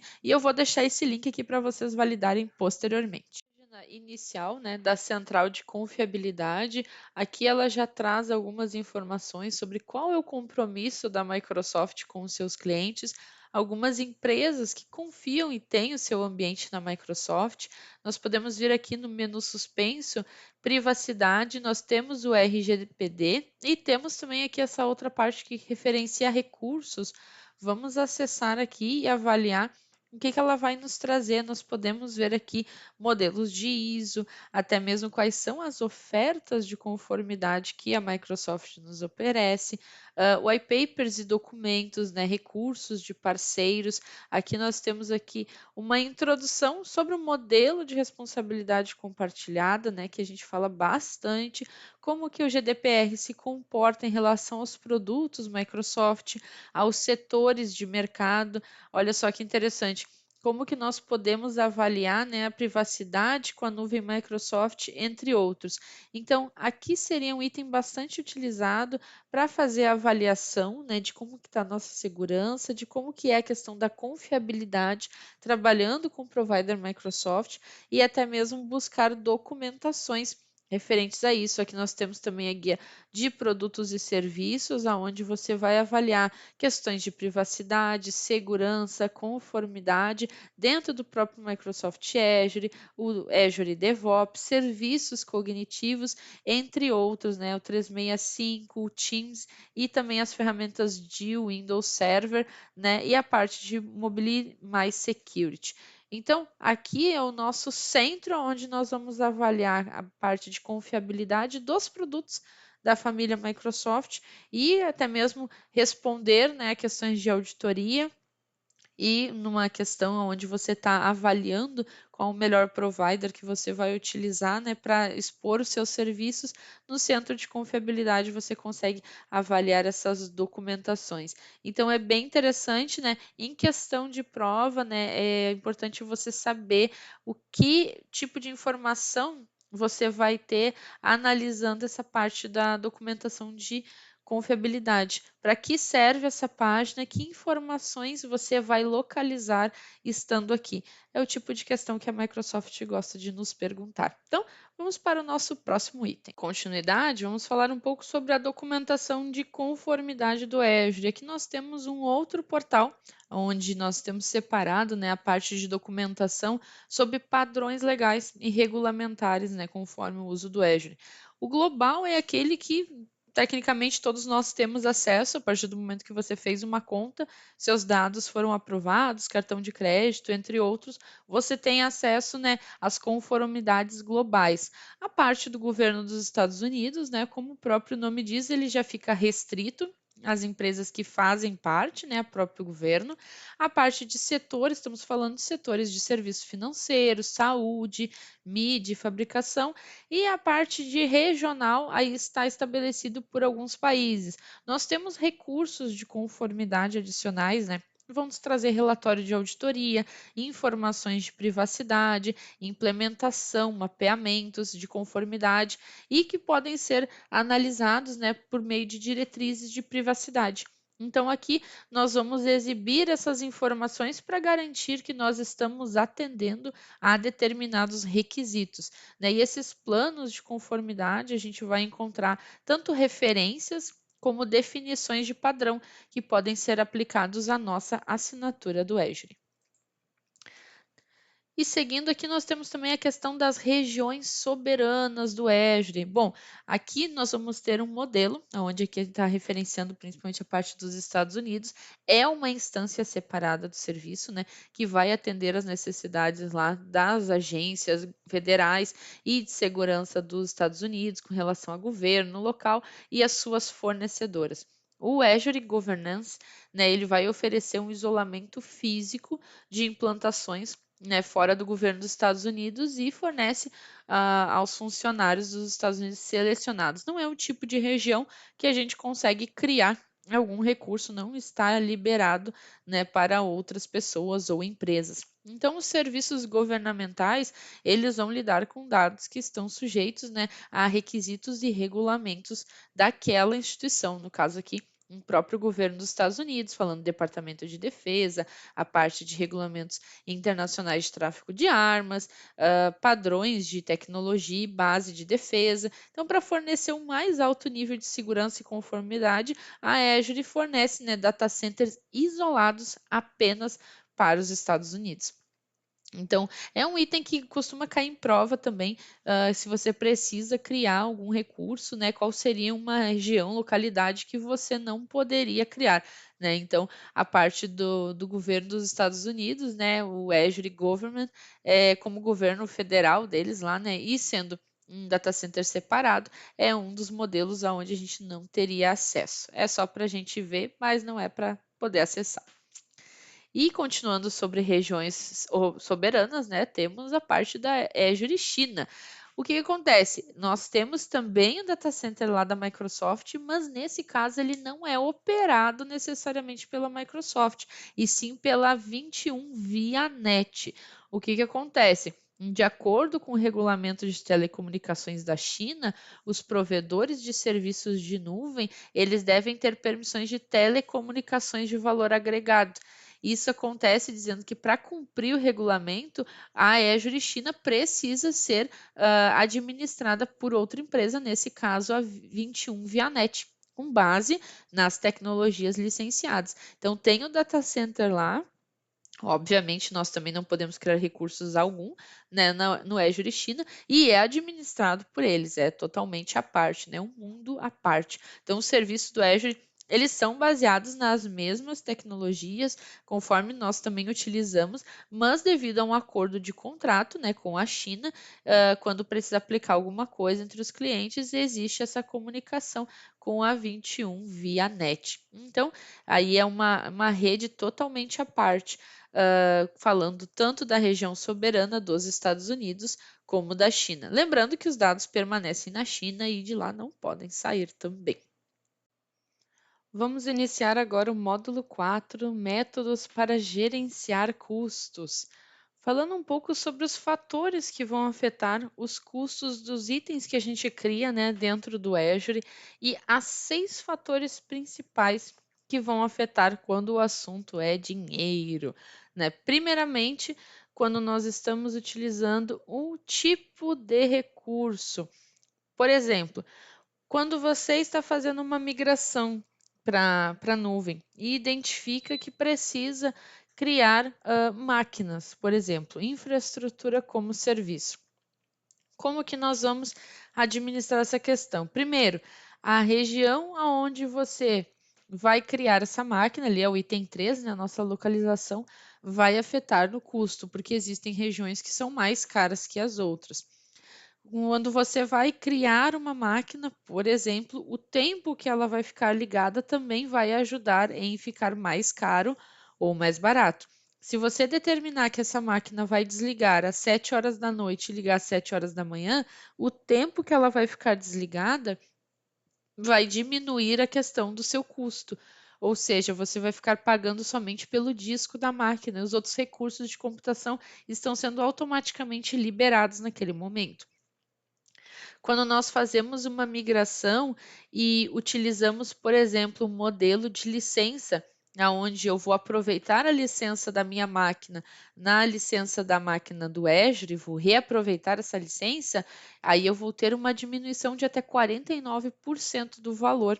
Isso se aplica também para banco de dados SQL. Então, aqui eu também vou ter uma diminuição de custos no meu recurso. O lugar que eu estou criando, o modelo de licença que eu estou aplicando, quanto tempo ela vai ficar ligada, afeta no custo. E continuando aqui falando sobre a questão de custos, outros itens que afetam também, ainda mencionando questão de máquinas, nós podemos falar sobre questão de instâncias reservadas, onde você pode adquirir previamente uma máquina e fazendo uma reserva. Olha, Microsoft, eu quero essa máquina aqui, eu vou usar ela por 1 ano. Ou eu vou usar ela por 3 anos. Inclusive, esse é um item de redução de custos que aparece lá no portal, lá no Advisor. Lembra quando nós estávamos fazendo o laboratório? Onde eu mencionei que se a Microsoft identifica que nós estamos utilizando uma máquina há muito tempo e essa máquina não foi comprada no modelo de reservas, ela vai nos apontar lá no Advisor na questão de custos. Olha, você está utilizando esse host, mas se você comprasse ele no modelo de reservas, você teria X valor mensal ou anual de economia. Então, o provider, ele entende que se você estiver gastando menos, você vai adquirir mais recursos. Então, ele não necessariamente quer que você gaste muito com algum recurso. Por isso que nós temos essa indicação de economia lá pelo advisor. A questão do benefício híbrido é quando você está utilizando, né, a sua licença. E a questão de largura de banda é a questão de transferência de dados de saída. Lembrando, todos os dados que nós levamos do nosso data center para a nuvem, nós não estamos pagando. É só elevar os dados. A partir do momento que ele está lá, obviamente nós vamos ter um custo. Mas trazer essa informação de volta, né, ou até mesmo mover isso de um data center para outro, vai entrar na questão de custos e a gente precisa analisar uma melhor estratégia. Aonde que eu faço uma previsibilidade de custos? Na calculadora de TCO da Microsoft e nós vamos olhar para ela agora. E aqui, pessoal, nós temos o link da calculadora de preço da Microsoft. Esse link não é um link de comunidade, é o link oficial da Microsoft, muito utilizado quando nós precisamos de uma previsibilidade de custos sobre um determinado serviço, até mesmo para oferecer esse serviço para um cliente, ou quando ele quer saber quanto que ele vai gastar para criar, né, uma nova aplicação e a gente pega todo o levantamento de o que será criado, quanto tempo vai ficar no ar, e assim a gente consegue ter uma previsibilidade. Perceba que aqui na guia da esquerda nós temos várias categorias, né? Desde migração, modelo híbrido, DevOps, segurança, integrações, banco de dados, entre outros. Todos os itens que nós temos lá dentro do Azure tem aqui alguns itens que são os mais visitados, então vamos dar uma olhadinha aqui na questão de máquinas virtuais, por exemplo. Ao clicar, ele já traz aqui o modelo e ele me traz um modelinho padrão, mas aqui a gente pode ir trocando. Por exemplo, ele colocou aqui uma máquina na região oeste dos Estados Unidos, como um Windows da família D2, ligada 730 horas, ou seja, todas as horas do mês com licença incluída e pagamento conforme o uso, ela vai custar US$ 152 mês. Eu vou trocar aqui a moeda para Brasil Real e aqui trocando ela vai para R$ 825 por mês. Vamos fazer uma troca aqui, simular uma máquina aqui no Brasil, por exemplo, na região sudeste do Brasil. Mantemos o Windows aqui, camada padrão, A série de instâncias vamos colocar a mesma, só que ao invés de colocar 730 horas, vamos diminuir essa questão do horário. Por exemplo, se eu quiser que essa máquina fique ligada apenas de segunda a sexta, e vamos colocar aqui que ela vai ficar ligada 10 horas por dia. Então, vamos colocar aqui que ela vai ter um período de uptime de 200 horas, ao invés de 730. E aqui eu vou dizer que eu vou trazer ela em cima do benefício híbrido, ou seja, eu vou trazer a licença e eu vou querer fazer uma reserva de 3 anos. Perceba que ela diminuiu para R$ 300 por mês. Então, são itens que vão mudar. Isso ela está no sudeste do Brasil. Mas se ao invés do sudeste do Brasil eu quisesse colocar ela nos Estados Unidos, ela foi para 178 mês. Perceba que alterando a região, nós temos uma variação também da questão do custo. Então, o que vai determinar para nós aqui, falando de infraestrutura como serviço, falando de máquina, a região que eu estou utilizando, o modelo do sistema operacional, o modelo de família de máquina, isso vai alterar também quantas máquinas são, a licença, se eu estou utilizando o modelo híbrido e se eu estou fazendo o modelo de reserva. Todos esses itens vão alterar o custo. Então, só porque eu tenho duas máquinas, né, iguais, não quer dizer que eu vou pagar a mesma coisa pelas duas, porque o que vai determinar o custo dessa máquina é o conjunto de todos esses fatores. E isso vai se aplicar também para outros recursos, né? Por exemplo, se você vai criar uma storage account, vai represar seus dados, a localidade também vai inferir. O modelo de tierização, se você vai mudar ele como hot, como cool ou como archive, isso também vai inferir em quanto você vai estar gastando pelas suas informações. Então, é importante analisar, né, que isso é uma previsão, né, esse valor pode ser alterado, mas já nos dá uma boa base de quanto que nós vamos gastar com os nossos recursos na nuvem. É importantíssimo você utilizar a calculadora de preço do Azure quando vai passar, né, uma previsibilidade de custo de um determinado serviço para um cliente. Então, vamos para o nosso próximo tópico. Reforçando a questão da calculadora de preços, né, pessoal, que nós vimos agora no último vídeo, nós vamos ter as opções básicas, né, e o que vai alterar a questão do nosso preço em itens principais, aqui onde a gente pode pontuar, são a região, o nível de serviço, né, quais vão ser as opções de cobrança também, se você vai fazer uma reserva ou vai pagar conforme o uso, as opções de suporte, os programas de oferta que nós vamos estar utilizando, no caso de máquina, o tipo de família, qual o modelo de instância, e se nós vamos estar utilizando para desenvolvimento, testes, ou se já é realmente um item que nós vamos estar usando para produção. Então, a calculadora de preços vai ser a nossa melhor amiga na hora de escolher, né, o modelo de serviço e dar uma previsibilidade de custo para o nosso cliente.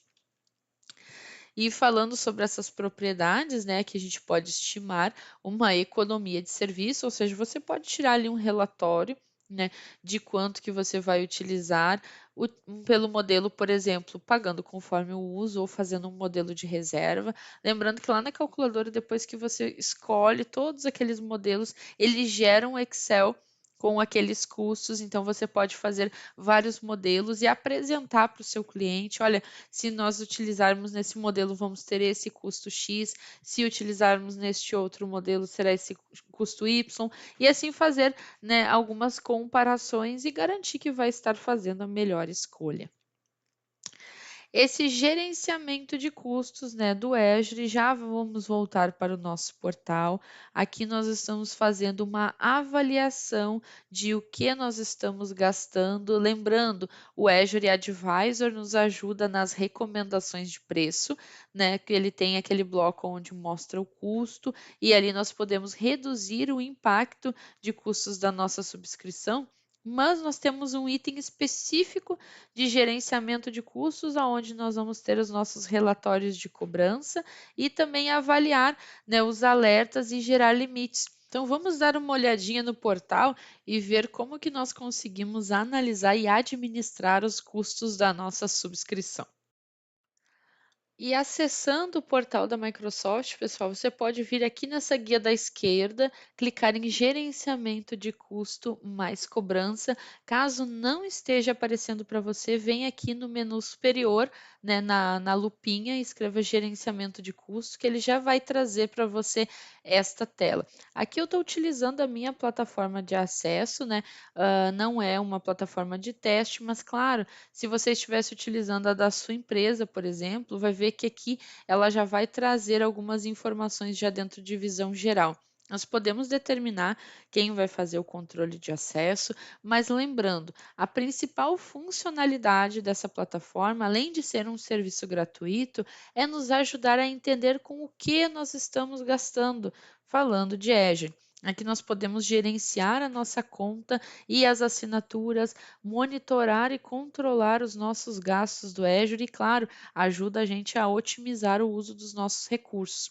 Aqui nós estamos falando essencialmente de no que nós estamos gastando.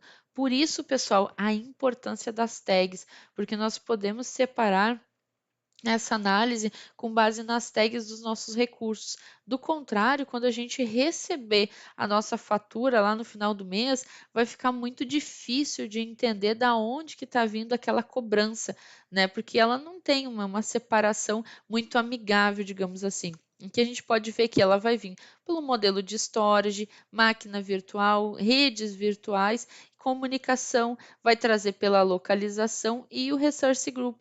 Mas lembrando, um resource group pode ter itens de vários, né, setores, e aí a gente vai precisar saber, né, para qual item que eu estou trazendo essa cobrança, ele está referenciando ao quê? Então, se torna bastante complexo a gente fazer essa avaliação apenas com os itens soltos. Por isso é primordial que você coloque tags em todos os seus recursos.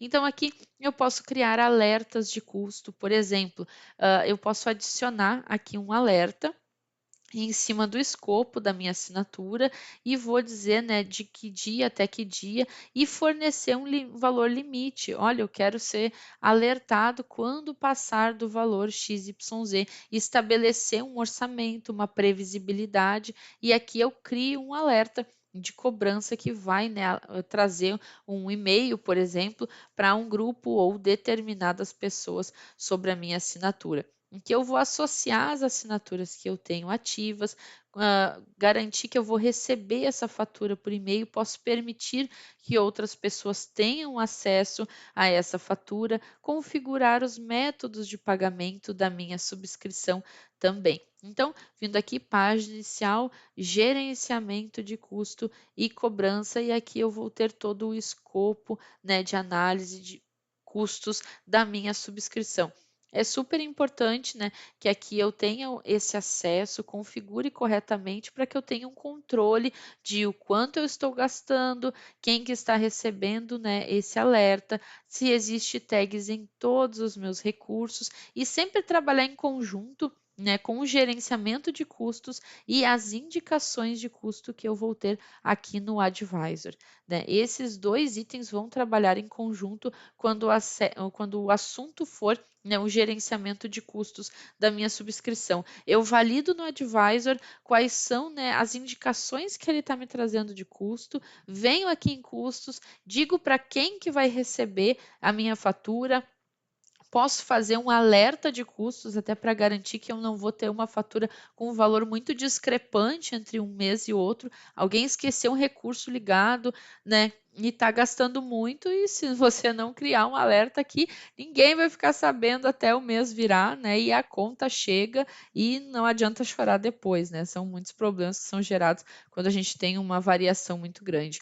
Sempre trabalhar com um modelo de reserva sempre que possível, né? E sempre escolher com cuidado aonde nós vamos criar os nossos recursos. A calculadora de TCO nos ajuda bastante. Então, com relação a gerenciamento de custos, nós vamos ficando por aqui. Voltando, né, a parte de minimizar custos, pessoal, para que fique bem claro, não se esqueça. Primeira parte, executar a nossa análise de custos. Quem vai nos ajudar com isso? A nossa calculadora de TCO, ela cai bastante na prova, não se esqueça desse nome.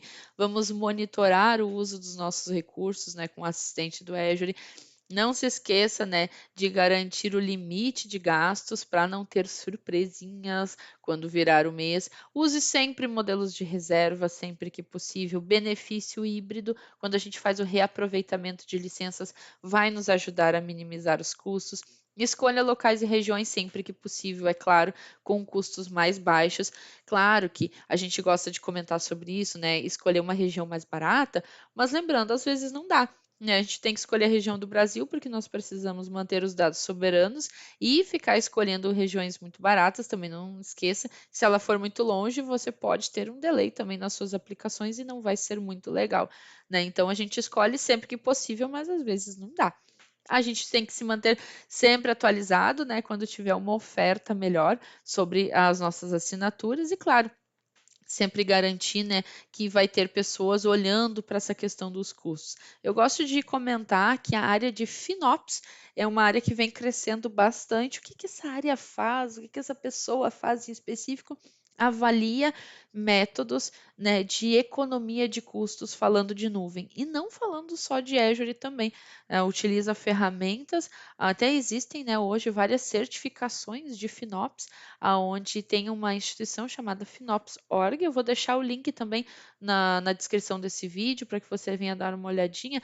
E é um item bastante interessante, porque é um novo setor, digamos assim, já não é tão novo, mas ainda não é praticado em muitas empresas, onde existem pessoas que avaliam a questão de gerenciamento de custos na nuvem, né? Então, olhando para como nós podemos administrar melhor os nossos serviços e também comparando os serviços entre providers.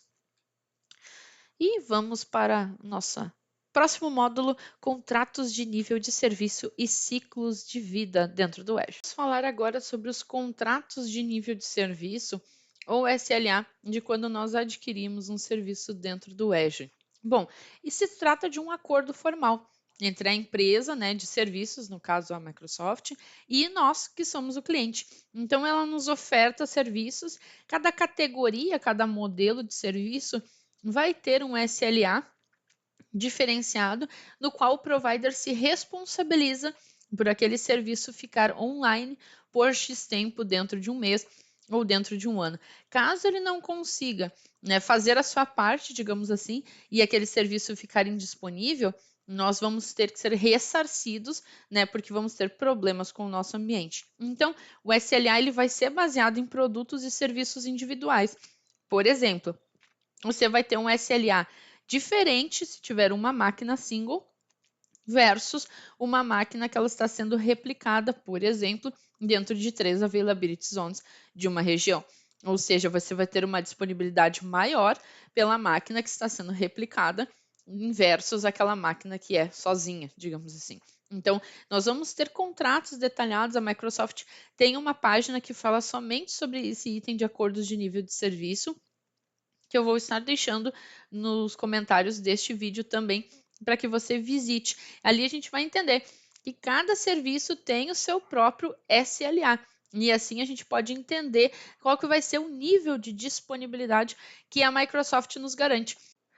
Então, sempre que você quiser consultar qual que vai ser o nível de um SLA de serviço específico, até mesmo para fazer uma apresentação para um cliente ou justificar alguma coisa na empresa, você pode validar por este site. Vamos dar uma olhadinha lá como é que a gente consegue fazer essa pesquisa. E aqui na página de contratos de nível de serviço, pode ver que ele traz para nós todos os modelos, né, de itens que nós temos dentro da Microsoft. Vamos selecionar aqui, ele está utilizando IA Machine Learning e serviço de bot do Azure. Vamos avaliar aqui qual que é o SLA deste serviço. Garantimos que os canais premium dos serviços de bot receberão e responderão com sucesso em 99,9% do tempo as chamadas de API. Aí aqui ele vai trazer para nós uma introdução de como que é esse contrato, os termos gerais e também o nosso SLA referente a este tipo de serviço, todos os detalhes do SLA. Lembrando, pessoal, que a Microsoft, ela se responsabiliza pelos itens, todos eles têm um SLA quando já estão, né, em avaliação para todos os clientes. né? Tirando o preview, né? Aqui já está o serviço disponibilizado para todo mundo, já foi testado, já está em plena atividade. Estes serviços têm um SLA e caso a Microsoft não consiga entregar para você, ela vai creditar na sua conta o valor correspondente ao tempo, digamos assim, de prejuízo que você teve quando esse serviço estava indisponível. Vamos continuar lá na nossa apresentação. Temos um modelo, né, uma tabela de SLA típico, onde nós temos aqui o tempo de inatividade mês, que é considerado aceitável para cada um desses modelos, né, de SLA. Então, a diferença entre o 99, né, e o 99,99 inicialmente pode parecer pequena, mas quando nós vemos a questão do tempo de inatividade, é que a gente tem uma boa ideia de como que isso vai variar entre os tipos de serviço. Lembrando que esses valores são cumulativos, que significa que a duração, né, de várias interrupções de serviços diferentes seria somada, né, para avaliar o tempo que ela ficou em inatividade por mês, e também nós temos o cálculo de tempo de inatividade por ano. A nível de serviço, a Microsoft não necessariamente perguntaria para você em quanto que esse SLA, por exemplo, de 99%, reflete em tempo de inatividade, mas ela pode lhe perguntar numa relação de comparação. Se um SLA de 99 e um versus um 99,9, qual dos dois nos garante mais tempo de uptime dos nossos serviços? E quais são as ações que afetam o nosso SLA? Então, falando sobre as ações que reduzem ou que aumentam o nosso SLA, primeiramente nós devemos identificar o nosso tipo de serviço. Por exemplo, eu posso colocar ele em mais de uma zona de disponibilidade, posso fazer a replicação dessas informações e também replicar para fora da minha região, em uma região par ou secundária, né, por assim dizer, aonde eu possa fazer a leitura e caso a minha região prioritária, né, ela fique indisponível, eu consiga continuar trabalhando com essas informações que estão fora. Modelos de replicação, por exemplo, falando de histórias de account, quando nós utilizamos o modelo LRS, nós estamos sim com 3 cópias, mas lembre-se, elas estão em um único data center. Se esse data center da Microsoft ficar indisponível, nós vamos perder o acesso a essa informação. Então, o ideal é que a gente configure uma opção de replicação chamada ZRS. Assim, eu tenho 3 cópias, uma em cada data center. Perceba que configurações que nós fazemos nas nossas aplicações vão determinar quanto tempo seja provável que nós tenhamos uma indisponibilidade com base em replicação. Quanto mais replicações nós tivermos, nosso LA será maior e menor será a nossa indisponibilidade. E seguindo, vamos falar um pouco sobre esse programa de pré-visualização ou preview, né, que eu tinha comentado antes. As pré-visualizações do Azure nada mais são do que visualizações onde nós podemos testar os recursos, os produtos, serviços, né, aquelas aplicações que estão sendo desenvolvidas pela Microsoft. A visualização pública é aquela onde todos nós temos acesso e podemos avaliar nesses novos recursos. E a geralmente disponível, conhecida como GA, e depois que a visualização pública é concluída, todos nós podemos utilizar o recurso e a disponibilidade da região vai variar. Então, trazendo esse programa de pré-visualização, como eu havia comentado, é interessante nós utilizarmos sim, mas é indicado para quando nós não vamos usar para um modelo de produção. Posso usar para produção? Posso, mas entenda que nós não vamos ter um SLA ativo e se alguma coisa ficar fora, nós vamos ter problemas. E o serviço de monitoramento e atualizações de recursos. Aqui é onde nós estamos visualizando quais são os recursos que estão sendo desenvolvidos, quais que estão no modelo de visualização, que seria o preview, e quais já estão totalmente disponíveis para utilização. Aqui é muito bacana, né, acompanhar esse painel, porque nós temos acesso, né, uma total visualização dos itens que a Microsoft está desenvolvendo e as próximas novidades, né, do ambiente. Vamos ao final do conteúdo da nossa quinta aula da certificação AZ900. Pessoal, vamos fazer um teste de conhecimento para garantir que você não perdeu nem um pouquinho do conteúdo e está pronto para passar na sua prova. Bora lá! E vamos para a nossa primeira pergunta. Qual das seguintes afirmações não é verdade sobre a computação em nuvem? Letra A. Todos os recursos de computação em nuvem geralmente são limitados a regiões geográficas específicas. Letra B. IaaS, PaaS e SaaS são exemplos de modelo de serviço de computação em nuvem. Ou letra C. IaaS, PaaS e SaaS são modelos comuns de serviços de computação em nuvem e são, respectivamente, infraestrutura como serviço, plataforma como serviço e software como serviço. A resposta correta aqui é que não é verdade, é a letra A, né, pessoal? Todos os recursos de computação em nuvem geralmente são limitados a regiões geográficas. Não, a grande moral da história é que nós temos regiões geográficas onde estão espalhadas através do globo e nós temos os serviços, né, a nível global e não restringidos a apenas uma região que outra. Nós temos acesso, né, a várias regiões do mundo quando o assunto é computação em nuvem. Você precisa comprar uma conta no Azure antes de usar qualquer recurso, verdadeiro ou falso? Pessoal, aqui vai ser falso, né? Porque se você for, por exemplo, no Learn da Microsoft, ali a Microsoft libera para você, né, um painel por alguns minutos, né, por um tempo, e ali você pode fazer alguns exercícios, você pode ter uma conta trial também de 30 dias, onde você vai utilizar os recursos. Então, não necessariamente você vai estar comprando, aqui é se você vai utilizar eles a longo prazo. Qual das opções a seguir não é um tipo de computação em nuvem? Nuvem híbrida, privada, pública ou distribuída? Sabemos que temos três tipos de computação em nuvem, né, pessoal? E nuvem distribuída com certeza não é um deles. Teremos a nuvem híbrida, quando nós temos nosso ambiente on-premise conectado com o ambiente nuvem. A nuvem privada, quando nós estamos falando somente da nuvem da nossa empresa, e a nuvem pública, quando nós estamos utilizando os recursos de providers. Então, a distribuída não entra na nossa conta.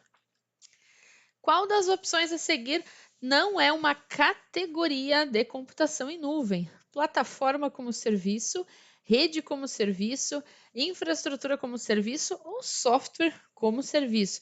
Pessoal, que pegadinha da dona Microsoft, mas rede como serviço não existe.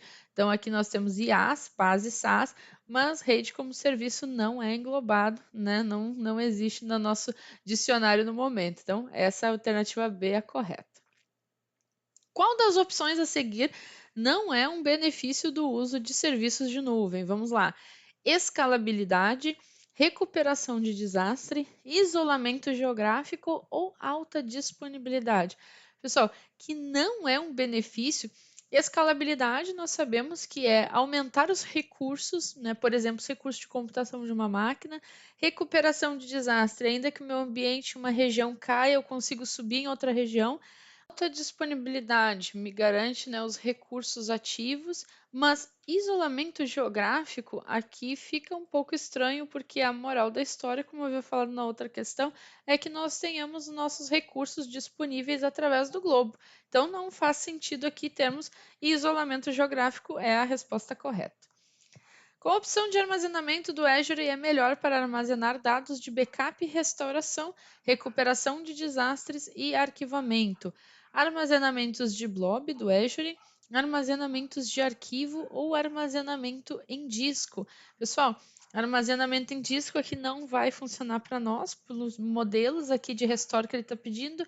Armazenamento de arquivos também não. Então, sobrou armazenamento de blobs, ele que vai nos ajudar a guardar os dados de backup, restauração e também arquivamento. Lembrando, arquivamento por causa do modelo de archive, né? A tierização aonde nós temos a menor cobrança. Uma empresa quer construir um novo quiosque de votação para vendas a governos de todo o mundo. Quais tecnologias de IoT a empresa deve escolher para garantir o mais alto grau de segurança?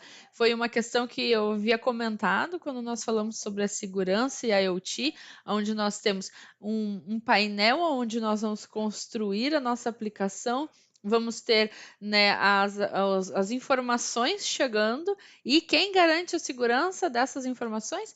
O Azure Sphere. Então, vai ser o escolhido, falando de segurança, é sempre ele. O invasor pode derrubar seu site enviando um grande volume de tráfego de rede para seus servidores. Qual serviço do Azure pode ajudar as empresas a proteger sua instância do Web Service desse tipo de ataque? Ataque onde nós vamos estar recebendo muitas requisições e, obviamente, muitas delas não são verídicas.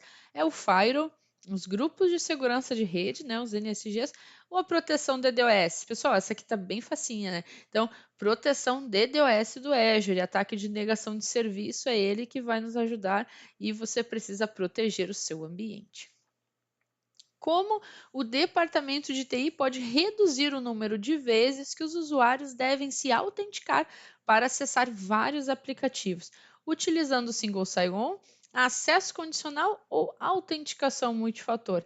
Reduzir o número de vezes, nós vamos utilizar letra A, o Single Sign-On, né, pessoal? Acesso condicional, estou trazendo uma parametrização, e autenticação multifator, quando eu vou ter, né, uma segunda autenticação dentro do meu ambiente utilizando, né, o MFA. Então, aqui é a letra A.